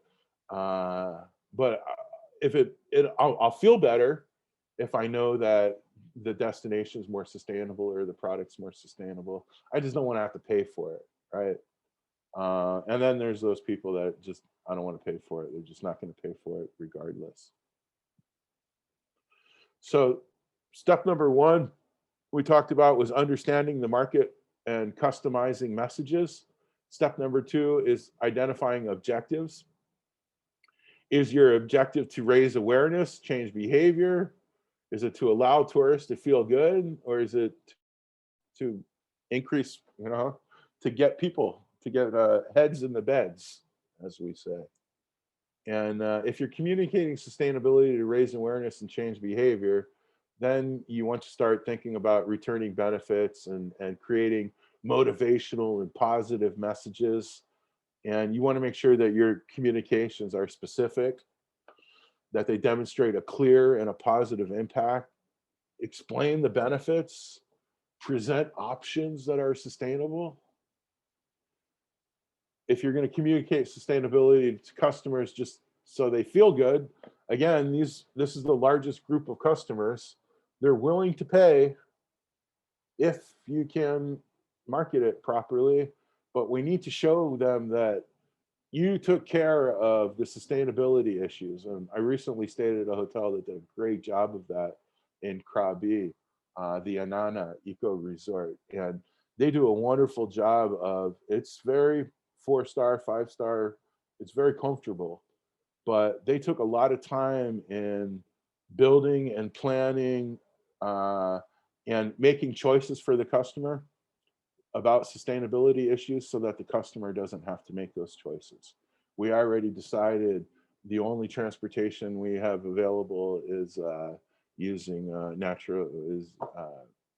is hybrid cars, maybe something like that. And then we want to communicate sustainability to just to bring more people in. And some of those things that we need to consider are you're providing discounts, designing suitable packages, maybe different packages, one package for high season and one package for low season. And then we want to provide sustainable options to encourage customers to stay longer or to come back, right? Stay an extra day or return, one or the other, because those are the easiest customers to get. Getting a customer for the first time is a high customer acquisition cost. Some of the common mistakes that we see, and these are the ones that you want to avoid, is lecturing the tourist, reduce, reuse, recycle, and start wagging your finger. They don't like that. Or being too overly apologetic. And I think about the people that before I went to walk on the island, they apologized for the garbage problem on the island. And I'm, well, all right. You want to communicate messages that are careful and the consumer responds to them. So some of the things that we need to think about when we're communicating sustainability, and again, you see an example of the short films that I'm showing you. They're kind of funny. They're kind of, cute. And that's kind of some of the things that you want to consider. Sustainability, it shouldn't be boring. So we want to make sure that messages include interesting facts. You want to try to make learning interactive. You want to create a connection between people's heart and people's head, and create those personal connections, and that'll show empathy and give them opportunities to demonstrate empathy. And you want to make it special. You want to turn sustainability into requests like a positive experience and look at the benefits of sustainability. So how do we get that message out? And here are some ways that we can get the message out. Are you certified? Is there some certification? And geez, ladies and gentlemen, I know that there's a lot of certifications out there, right? Too many, I think we can agree. And the problem is, who are you getting certified for? Are you getting certified for your customers will feel better? Are you getting certified so you'll get more customers? Do they even recognize your certification? Do they know what it means? If you see Travel Life certification, or if you see Green Leaf certification, does that even mean anything to the customers? You also want to communicate in the press. It's always the website is sort of the first, when I see tour operators, the first thing they usually do is put it on their website. That's not a bad way to go. But again, think about the people who are communicating. If you're trying to talk to your suppliers, how many times do your suppliers look at your website? Like never, right? So maybe that's not the way to communicate if you're trying to reach your suppliers. Sometimes a lot of businesses for tourism are B2B. So the customer, the people that sleep in the bed, they're never even going to visit your website. So you need to look for other ways, maybe social media, maybe printing brochures or posters. Those are some different ways to get the message out and communication sustainably. We also need to think about considering communicating the right message at the right time. And each step of the way here, ladies and gentlemen, before the visit, mention something about sustainability if you can. Between the time that they book it and the time they arrive, maybe now's the time to let them know, hey, make sure that, I'm going to talk about some of the messages that I like to communicate in the case study, which we'll be starting in just a minute. But there are things that we can do before people arrive. During the visit, I think now's the time. It's kind of too late. Now's the time just to demonstrate, show them. So, hey, look, remember I talked about that we do this? Well, here it is. This is here's our waste treatment. Here's our solar panels. Show them that, right? And then even after the visit, provide some opportunity. If they did something, if they contributed to sustainability, maybe include that. Let them know, hey, thanks very much. We know that you collected seeds for our tree planting, and we thank you for that participation. So these are some examples of communicating messages at the right time. I come from Hawaii. I say I come from Hawaii because I was in Hawaii working in a beautiful island. Beautiful, like where you people come from and where we are so happy to live. And one of the companies that I was working for there was called the Hanalei Colony Resort. And they make people take a pledge. And I also heard Peter Simone talk about this for PATA. He talked about the tourists have to fill out arrival and departure cards. In Thailand, they've recently scrapped that. And I wish they would have replaced it with, you don't have to do an arrival departure card, but you have to sign a pledge. And this is the pledge that we make people, we don't make them, but we ask them to read the pledge and ask us if you have any questions. And the pledge goes like this. Children of Hawaii, I pledge to preserve and protect your special home, to engage with people and places in a balanced and respectful and sustainable way. Look, ladies and gentlemen, that's pretty simple. Now, change it, right? Children of Vietnam, children of Thailand, children of China, I pledge to preserve and protect your special home, to engage with people and places in a balanced and respectful way. And then it gets a little more detailed about how you're going to do it. I promise that I'm going to take time to learn about the culture and the people. I'm going to remember that I'm a guest here and other people are not on vacation. I'm going to stay in legal and licensed accommodations, and on and on and on, ladies and gentlemen. You can see some of this. Look at the bottom. Here's one that's interesting to me. I will protect special places by never geotagging when I use social media. Think about that, because nowadays that's hard. And again, Hawaii, and especially this island of Kauai, they have some really remarkable, beautiful, pristine areas. And if everybody starts going on Instagram and bing, bing, bing, it's not going to be a good idea. So, so here are some, again, I like this one too. I'll pick up my trash and any I may pass by. And then let me see if I can get that last one. Here we go. I will always give aloha, kindness, and respect before taking this special experience. And again, I think that's pretty cool. Pledge. I think maybe we need to start getting our, we need maybe take this a little more seriously. And I'm going to give you some examples in just a second during the case study. Great. And lastly, the last thing I want to talk about a little bit is maintaining data privacy and privacy in marketing and data management. And I know this is the least sexy topic of all of them, but it's really important that we have that we're responsible if we're collecting, storing, and using data. And this is going to affect it. This is going to become more and more popular.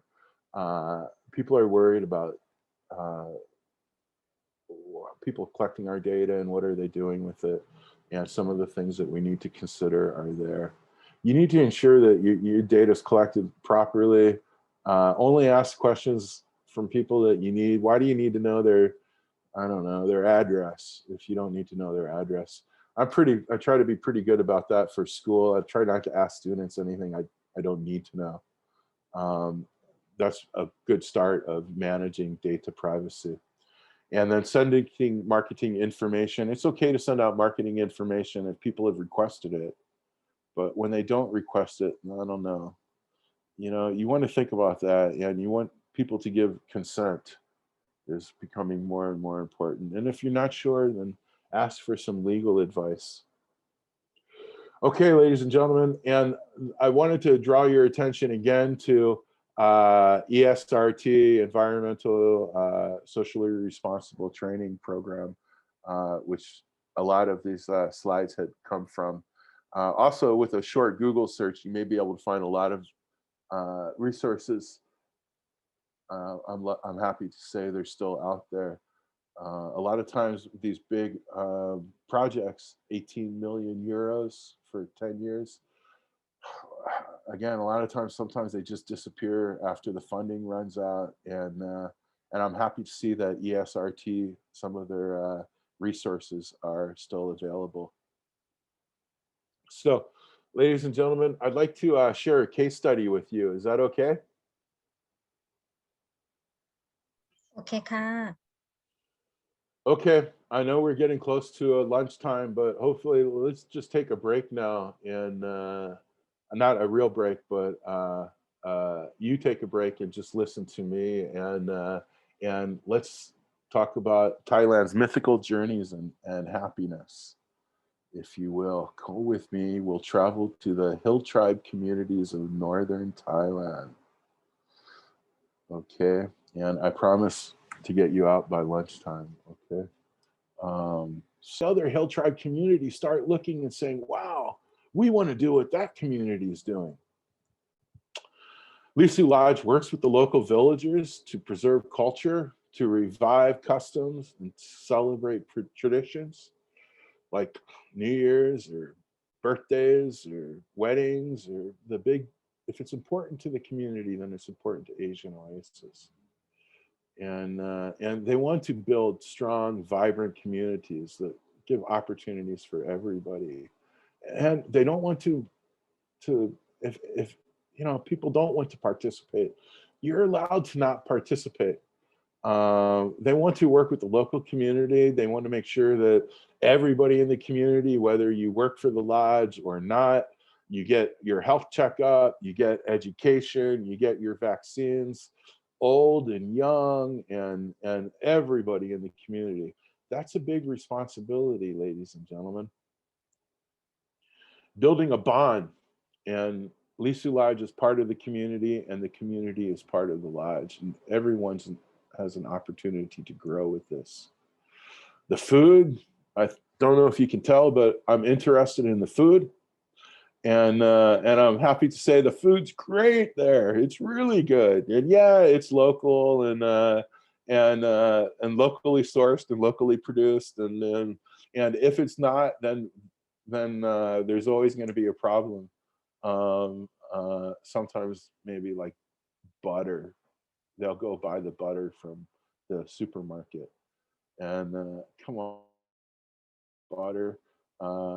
They did that, and then I remember one time it was the jam. They started to buy jam for the from the supermarket, and no, that was when the owner said, "Look, no, butter's one thing, but you can make your own jam. So make your own jam." And that's part of it. They want to make sure that a lot of the income goes back, and they want to think about how they can do that, and they want to consider CSR and a percentage of the income that goes back to the village lodge. And here's always the problem when we talk about community or corporate social responsibility, is this question on the bottoms: what percentage of income should we give back? And then how do we give it back? Asian Oasis gives the money, they donate money to the village bank. And I think, I don't know if donate is the right word, but they give money to the village bank. And the village owns the bank, and the village can decide what to do with the bank.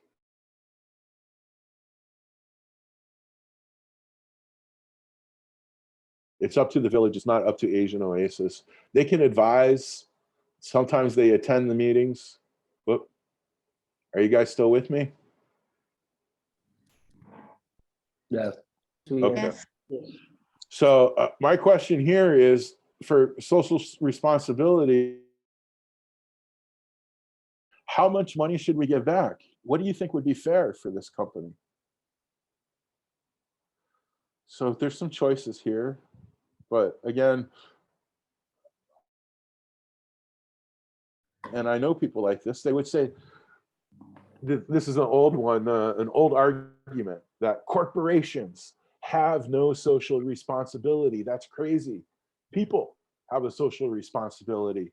A corporation only has one responsibility, and that's to give a return on investment. That's it. That's the only responsibility. Ladies and gentlemen, that was 50 years ago. That's not the way the world works now, right? And we recognize now that corporations have a social responsibility. And yes, if they do it right, they'll be sustainable and they'll get more customers and they'll make more money. So if we're going to give money back, should we give a percentage of the revenue or a percentage of the profit? What do you think is fair? What do you think? Yeah, we need to think about it. This is food for thought, especially for the large company. Maybe like, like in America, you are saying about the tax for the rich. I mean, like more tax to the more. I mean, like this is CSR, of course, allocation. But if it's a multinational corporation coming in, maybe like it's not fair to have the same percentage with the local small, especially MSME or the local people. So these are the things we also need to think about there, I think. Yeah. I think you're right about that. And then the other question is, how are we going to give it back? Is it going to be based on carbon, based on your carbon footprint? Or is it going to be based on total sales? Or is it going to be, in my worst one, I don't like number 3, is basing it on profit. What is profit? You can have a company make a lot of money and very little profit. Right. So Asian Oasis bases it on revenue, and they give a percentage of their revenue. I want to say 10%, but I'm not quite sure. I'll have to double check that. But that's 10%. Yeah. And a percentage of what? Of revenues. Okay, great. And again, maybe not. I see a lot of tour operators are now, it's not a percentage of revenue. It has to do with your carbon footprint. And I don't know if you can see my eyes roll, but every time I do that, I'm like, isn't there another way? So that's one of the considerations there. And Right. I know, ladies and gentlemen, that we have we're running out of time. So Right. I just want to talk about delivering an authentic experience, which is so important. And what is authenticity? And experience, right? It includes food and beverage and the rest of that. And they do way more than booking rooms. They create that unique, complete, and travel experience. And I just want to include this. Here's a picture of my mom and my auntie, and I use them as an example. They don't know it yet, but I use them as bad examples to sustainability. And you can see some of the threats to sustainability here. Could be like, where are the flotation devices? Safety and security, I think, is one of the big threats. Training, and then the rest of it, I look at lots of other issues that could be threats to sustainability. Asian Oasis follows this path to community-based sustainable tourism, and other people can follow this too. They've got their garden, they grow what they can, and they source the rest from the local markets. Here's a breakfast. This is my picture, and you can see, look, everything is, except for the soy sauce over there and the butter. The bread, they actually did bake the bread by themselves. Oh, looks like the hot dog too. The rest of it is locally sourced. It's creating space and time where it can be done in a beautiful setting. And here's another picture of my mom and my auntie. Can you tell me what these experiences have in common? And in the interest of time, let me go ahead and answer that for you. Number one, they weren't planned. You're probably asking what's happening over there. And the picture on the right, my mom, she's an artist. She paints and she draws. So I told mom, you know, if you're going to come here, don't bring candy for the kids, bring art supplies. And so here she's teaching them how to draw a tree. And my auntie's in the background there. And then you see a picture of them making merit with the monks, right? My question is, what do they have in common? And the answer is, number one, these activities were not planned. Number two, these activities did not cost anything. And number three, these are the activities that my mom remembered the most. 5, 10 years later, this is the stuff she's still talking about. They didn't cost anything. It wasn't planned. It's just creating an opportunity and creating an atmosphere for the experience. A lot of our experiences are low carbon: biking, rafting, trekking, elephant rides. I call them low carb activities. Animal rights, we used to offer elephant rides and we don't offer elephant rides anymore. And again, here's another picture of my mom on an elephant. And this is the last time I put a relative on an elephant. I've changed my mind on elephant rides and I'm pretty much against them. Elephant experiences are fine, but when we think about it, you need to look at it from a lot of different perspectives. Yeah. And there's no easy situation, but the truth is, if you want the customers and the customers are coming B2B, those international tour operators aren't allowed to offer elephant rides anymore. It's animal cruelty. And if that gets, you know, so now if the international tour operator, they're going to say no, well, then the local tour operators need to honor that as well, because that's part of their supply chain. I had one, somebody said, number 6, Scott, you should look at it from the elephant point of view. And I said, okay, well, hopefully the animal rights activist looks at it from the elephant point of view. So what activities are we going to do? These are some of the activities that we do, the batik, which they love. And here are some of the activities with the kids. How about this activity? Rice planting. My students in Thailand, when I tell them that that's a real activity, they think I'm crazy. And I'm like, no, I'm telling you, the tourists, they love it. They don't know. A lot of times when we come from Western countries, we don't know where rice comes from. So here, let's get our feet dirty, and there you see an example of that. Asian Oasis also has Earth Care. Earth Care is programs. Here's an Earth Care program that I helped organize for ISB, International School of Bangkok. You can see my welcome sign at the airport. Sustainable, I hope. And that's about delivering the experience. And this is where we made the kids. We watch a video. This is probably where we need to start changing it. Maybe, you know, these were good kids, right? But when I showed my mom and my auntie the video, they wouldn't watch it, right? They keep looking around and they're not paying attention. So maybe there's a different way that we need to start to communicate these. And here are some of the rules, and you can see the picture here. We're almost done, ladies and gentlemen. But when I traveled with my mom, please, just a couple of rules. Number one, don't give candy to the children, because the dentist only comes once a year. So it's not a good idea. Don't give candy to the children. I said number one. And I said number two, don't take pictures of the kids. That's just not polite, right? Don't take pictures. So if you look at the picture here, can you see what my mom is doing? Yeah. Giving candy and then taking pictures, huh?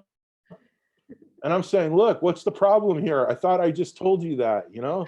And all right, so then we need to think about communication and the message. Maybe, you know, maybe learning from her son I wasn't the one that should tell her. Maybe it should have been one of the tour operator or the travel, or maybe we should have made her promise and pledge, right? So maybe I don't think the problem was the message. I think the message is solid. Don't give candy to the kids and don't take photos. But maybe the way that I demonstrated that or the way that I shared it, I was wrong about that. And you can see here, that's my problem. And that's always my question for the students is, what am I going to do? How are we going to fix it? Earth Care is great. That's part of the learning experience for students that want to come up here. Here we are on the Lancang Mekong River, and we're dealing with the fish, the giant catfish up there. And we're teaching the students, creating an opportunity for them and giving them an opportunity to get back out there and participate in the experience. Here you see some pictures of them working with the forest guys, and then we take them to a where they can interact with the local community. And you can see here the international kids are in one part, and then we have to bring them all together. And sure, how do we get everybody in line? Give them ice cream. and let the students, this one again, there's a really long line. We need to get better at getting the ice cream out there. We also have Earth Care programs for the corporations, and we have a Hemapon Foundation, which is going to give back. You can even see here in the picture, some of the challenges would be, you see the tourist at the bottom and you see the local at top. And we're trying to get them, trying to get them to mix is always a challenge. And even if you look at the picture of the locals, they separate into male and female, women over here and men over here. So it's really hard sometimes but the Hemapon Foundation and the way that Asian Oasis does reforestation is really thoughtful. They plant these pretty solid trees. They don't just throw seeds all over the place. They thoughtfully plant trees that are going to grow, and they have a high success rate. And that's the Hemapon Foundation. This is an example of a public-private partnership. So reviewing, preserving, sustaining, building, protecting, and delivering. And I thank you very much for your attention, ladies and gentlemen. Does anybody have any questions for me? How'd I do on time? I think that, is it possible, Mr. Scott, just give us like the 10 more minutes, like to just interact? No? Sure. Yeah. Please. So I would like to invite the floor. Anything you would like to discuss or any like you want to ask or comment, anything, please? Because there are a lot of things we need to extend our thought, no? For instance, like the child labor thing. Yeah, Tita, please. Yes. Hello. Hi. Oh, Tita Hello. first. Freddie, you are the second one. Freddie. Okay. Yes, the second one. Tita first. Yeah, Tita, please.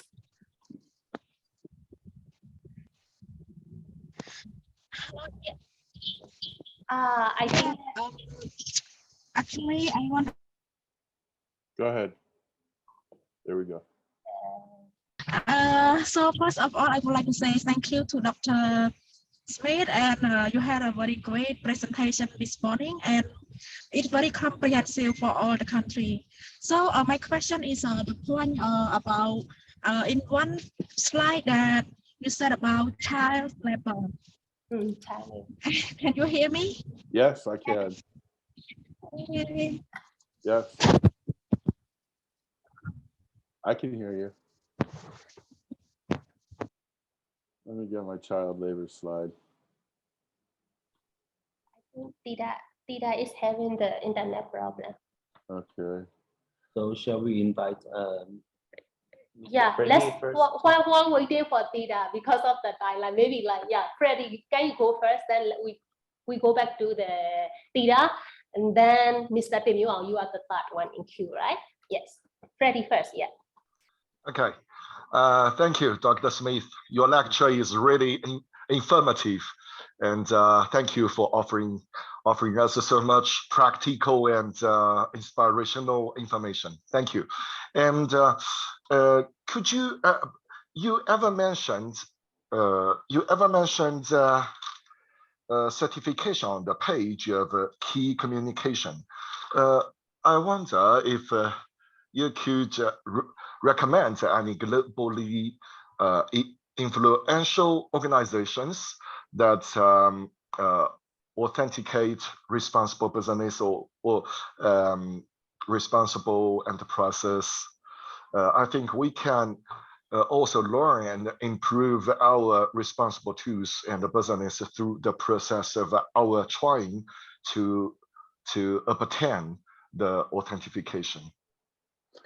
Yeah, you're asking me to recommend a certification program, and there's so many out there that you guys are familiar with, and I don't know.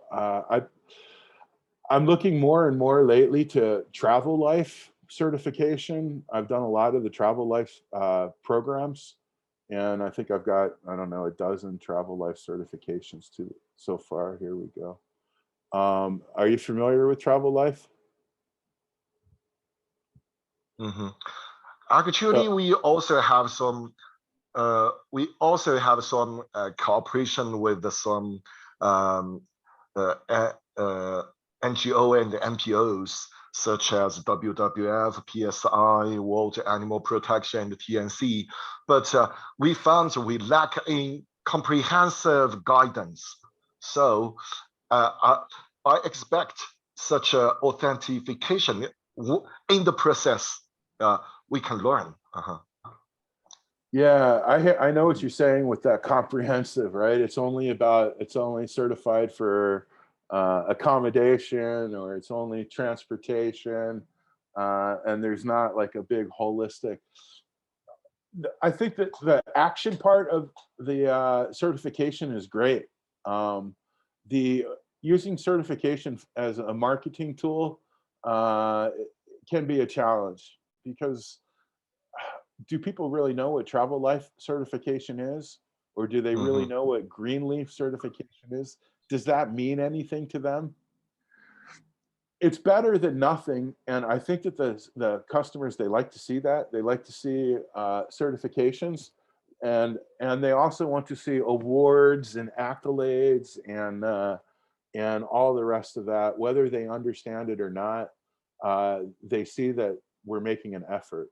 Right. And everybody does assume that if you did get certified, that there's going to be a sustainability criteria that's met.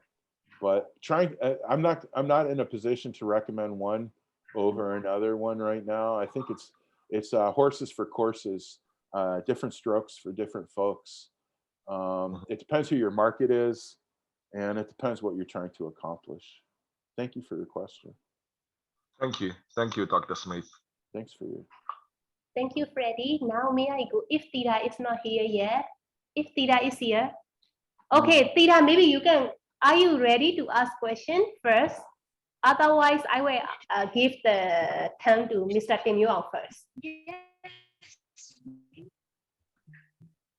Tira, if your internet is good, you can type your question or your comment. You can type it down. Then we can. Our Dr. Scott can. Oh yeah. Yes, Tira, may I suggest you to type instead, because I think your internet is still a little bit weak now. No, then we can convey it to the Mr. Scott can also, Mr. Smith, Dr. Smith can also read it. No problem. Call me Scott. And then how we go to Tira, could you please type it, please? Then when Tira is typing, may I ask Mr. Tim Yuan, could you please check the chat box? Yeah. Yeah, thank you, Mine. And also, once again, thank you very much, Dr. Scott. Yeah, I'd like to reiterate again to express our appreciations for your very comprehensive information and a very insightful presentation as well. I noticed that you incorporated and compromised all the takeaways and our recommendations for all the industry stakeholders, such as the government, for the tour operator, for the operator, and also the community. So in order to enhance the sustainable and responsible tourism, not only in our country, I noticed all the sharing insightful the ideas. Maybe we can apply for the regional or worldwide improvement for the sustainable and responsible tourism in the world. And yeah, of course, particularly I like to appreciate the sharing about the greenwashing, right? If I'm openly speaking, this is my first time hearing about the greenwashing, and of course, we do have some kinds of similar greenwashing practices in our country. So I think this is a very good opportunity for us to study, and of course, we have to to mitigate them as much as possible in the future. And also about the child labor, you already discussed in your presentation. Of course, we are in the CNV country, so that kind of experiences, the natures is well popular in our country as well. But now I'm feeling better that of course this we cannot mention like children are working in the CBD initiative, or we can now address that they are cooperating with their family, as well as they are also incorporating the initiative of their community. So now I'm feeling better than before that. Yeah, we can we can understand like that. And one more important thing is the reason I request the mine to share this video recording is because actually I'm really interested in your presentations, and I pay attention all of my time. And I do wish to share what I learned from you, but you presented for about 3 hours, so I just would like to find the easy ways to share this video recording to my teams. Yeah, that's why I'm requesting a mind to share, because really I appreciate your presentations and sharing. So I hope we can cooperate and see in the future again to save the world, or to cooperate for the responsible and sustainable tourism in our region. Thank you very much. No, that's good. Thank you very much for that. I do want to mention that I'm going to share the PowerPoint with Kunanan, so he can share it with you, and you guys can have the PowerPoint. To feel free to modify it and make it your own. Also, I have to be honest. I know I hear you say it was very comprehensive, and I know it was a long 3 hours, and I know we covered a lot. I didn't actually cover everything that I had planned on covering. So if you look at the presentation, there's going to be a few slides about sustainable policy development and implementation, which I didn't cover. We kind of glossed over that. So when you see the presentation, feel free to take that too. Yeah, thank you, Dr. Smith. I think that maybe next time we should invite you just like the 3 or 4 days. And then we can talk like that. we can take the topic like slightly, like, just only 1 hour presentation discussion, something like that, to make it also more like people can digest more, right? To this time is like we also understand that modules are a little bit tight and packed. So this is what our Maple Institute say. Now next time, maybe when you can join again, if you have opportunity to join again. We are trying to, if Mr. Smith is available, Dr. Smith, we are trying to invite him again, and then to talk more, like to have more time. Now we have the one question from Miss Tida, because of internet connection, she just typed it down. Dr. Smith, you can just read or other, we can help you to read. It is about the children who have the talent for performance talent and show to the tourists, and then they can also do the skate. They also go to school and they do their thing. So do you think that it is a child labor? And she gives that that question. Yeah. I think it's tricky. And I don't think the question is really, what do I think? I think it's going to be, what does the tourist think? What do they think? And And I showed you those beautiful pictures of the children in their, I don't know, what do we call them? Costumes Right.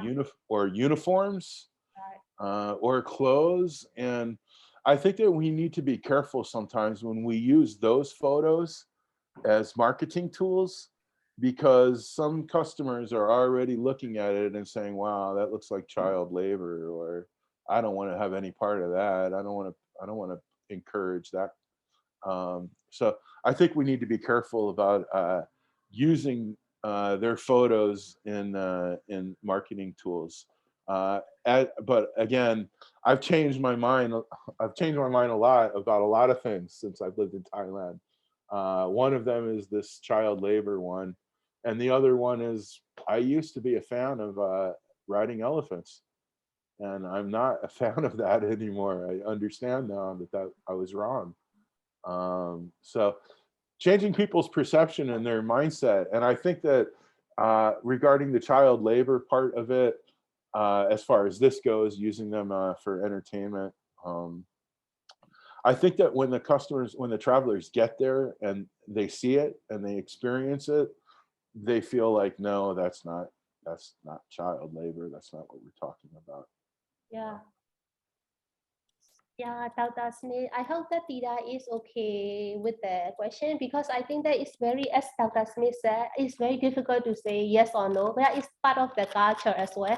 But on the one hand, every culture tradition, there may be some of the toxic culture and tradition as well that we should not carry over in this century. But maybe that on the one hand, in our region, you know, that like their parents rely on the kid, and then now if you go to the Myanmar or Cambodia, there are a lot of local, they are like, I think like they are serving as a guide even, you know, like guidance and like, you know, like, so I think that, yeah, we have to balance it back, and we need to be aware of the current, the right of the kid and the right of the children as well. So thank you, Dr. Smith. I think this is something we need to carry, but it is not just happening in the tourism industry. I think it is in general. A lot of sector is happening that child worker and child labor thing if we travel through the region as well.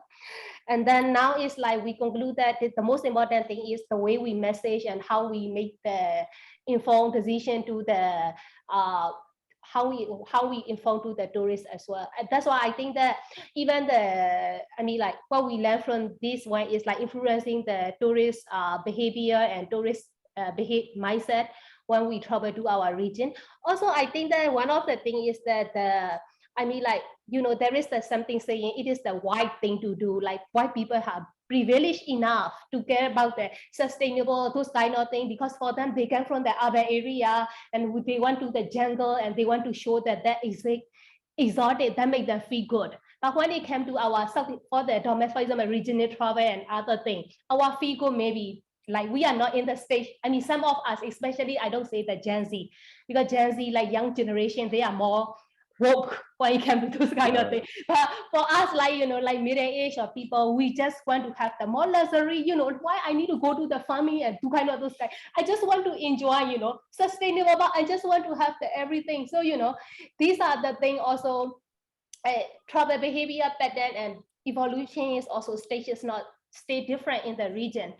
So I think that we just need to make people also like feel proud that sustainability is something we can show off, something we can be proud. This is something that we need to, the one who involved in the chain need to ensure that, you know, just communicate with them, make them feel proud, make that it is the exotic, something you can show off in that way. I think that is a gradual process, I think, Dr. Smith. So I think I want to conclude the session, but there is one more question. Yes, Freddie. Can I just take 2 minutes, and I want to share with you this idea about co-op marketing, because I know you haven't seen this because this came out of my imagination. So if I can, would that be okay? It'll only take 2 minutes, okay? And this is an opportunity for you destinations for marketing together. Whoop, it's not going to work. Whoops. Oh, I think I'm done then. Yes. Does it work?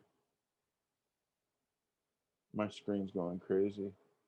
So collaborative marketing or co-op marketing is working together. Can you see my slides okay?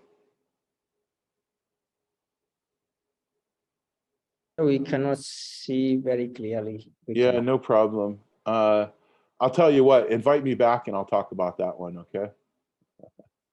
How's that sound?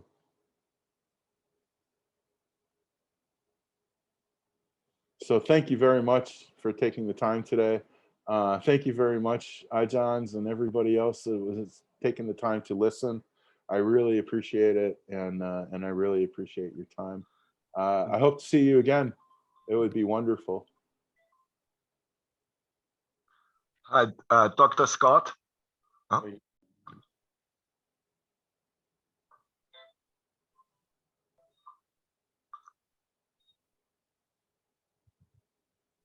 Hey, Dr. Scott. Yep. Can I have my last question? Yeah. Please. Yeah. As I said, we also have a cooperation with the World Animal Protection, and as a two wholesaler and two operator, we organize groups to South Africa, to India, and to Thailand as well. And we are not advised to organize our tourist groups to take elephant riding. But I wonder, is it elephant riding is in line of the principles of responsible tour?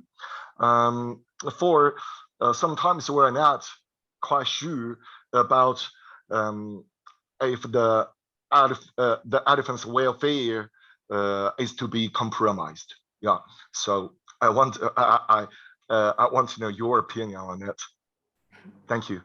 Thank you. The elephant riding, the perceptions changed, but I think at the heart of it, we always knew that it's not right to use animals for entertainment, and we can see. We can see not too long ago. I think it was just last week where we had a couple of elephants. Some tourists were injured when the elephants, and this happens over and over and over again. So, I think you're probably doing the same thing as we're trying to sell elephant experiences now, where you can bathe the elephant or feed the elephant. You just can't ride the elephant. And I really kind of feel like it's not just elephants, but it's all, let animals be animals.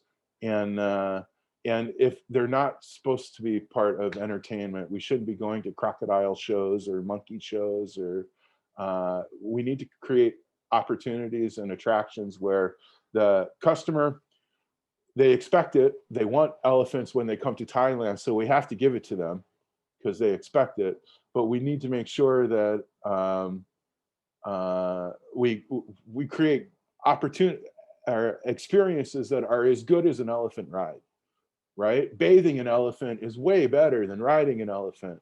Feeding an elephant, oh my God, you get to see how happy they are. I'm telling you that that's where the magic is.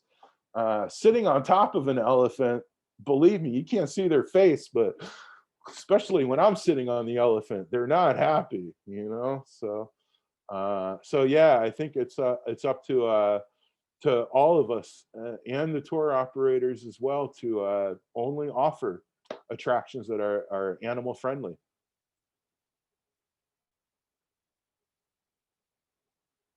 Thank you. Thank you. Thank you. I'm so sorry to keep you guys so late too. My bad, Kunanan. I'll be shorter next time. Okay, do you have anything to add? No more, right? You say that you want to show something. No, I'm good. That's fine. Okay. Yeah, time is running. So I think that, now, please. So, yeah. So in that case, can we end this session? And we would like to thank you, Dr. Scott Smith, for delivering this comprehensive presentation. We could learn a lot of knowledge from you, and we hope next time we will have more opportunity to invite you to give the presentation like this. And we also would like to invite all of our participants to visit MI whenever you have a chance, and also Dr. Scott Smith whenever you have time, because I have heard that you used to be living in the provinces around Konkan also. Okay. I love to Let's go travel. together. So all of you, all over, please invite me to your destination. I would be more than happy to jump on a plane and get there.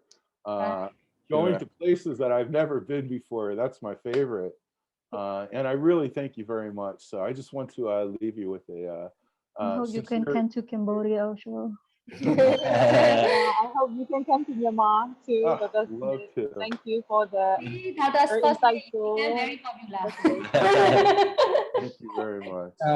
Doctor, if you don't mind, or can you please share your email, contact number, something like that, so that we can That's a good one. Yeah. communicate you in the future? Sure, I'd be happy to do that. I'll make sure Kunanan has that. It's easy, scottsmith@au.edu, but I'll send it to you, okay? Okay. Thank you very much. So shall we take a photo together? Yes, could you please, everybody, could you please turn on your camera? Oh, great. Okay. I think most of the people left for lunch. It's okay, Yeah. no problem. So yeah, The one who are still with us, Yeah, we can sure. take it.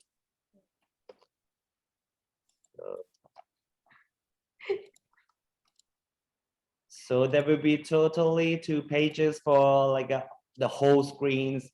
So I would like everybody to prepare yourself for For 4 sure. times. Yeah. 4 shot. Yeah. So I will count 1, 2, 3. Okay. 1, 2, 3. And another 2 shots. 1, 2, 3. 1, 2, 3. Thank you very much, everyone. Thank you. Thank you and bye bye. Yeah, thank you, Anna. Thank you very much. Thank you. Bye bye. Your active attendance. See you tomorrow. Bye. Bye. Have a good lunch.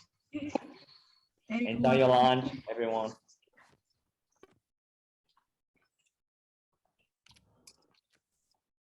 Anna, close now. Yeah.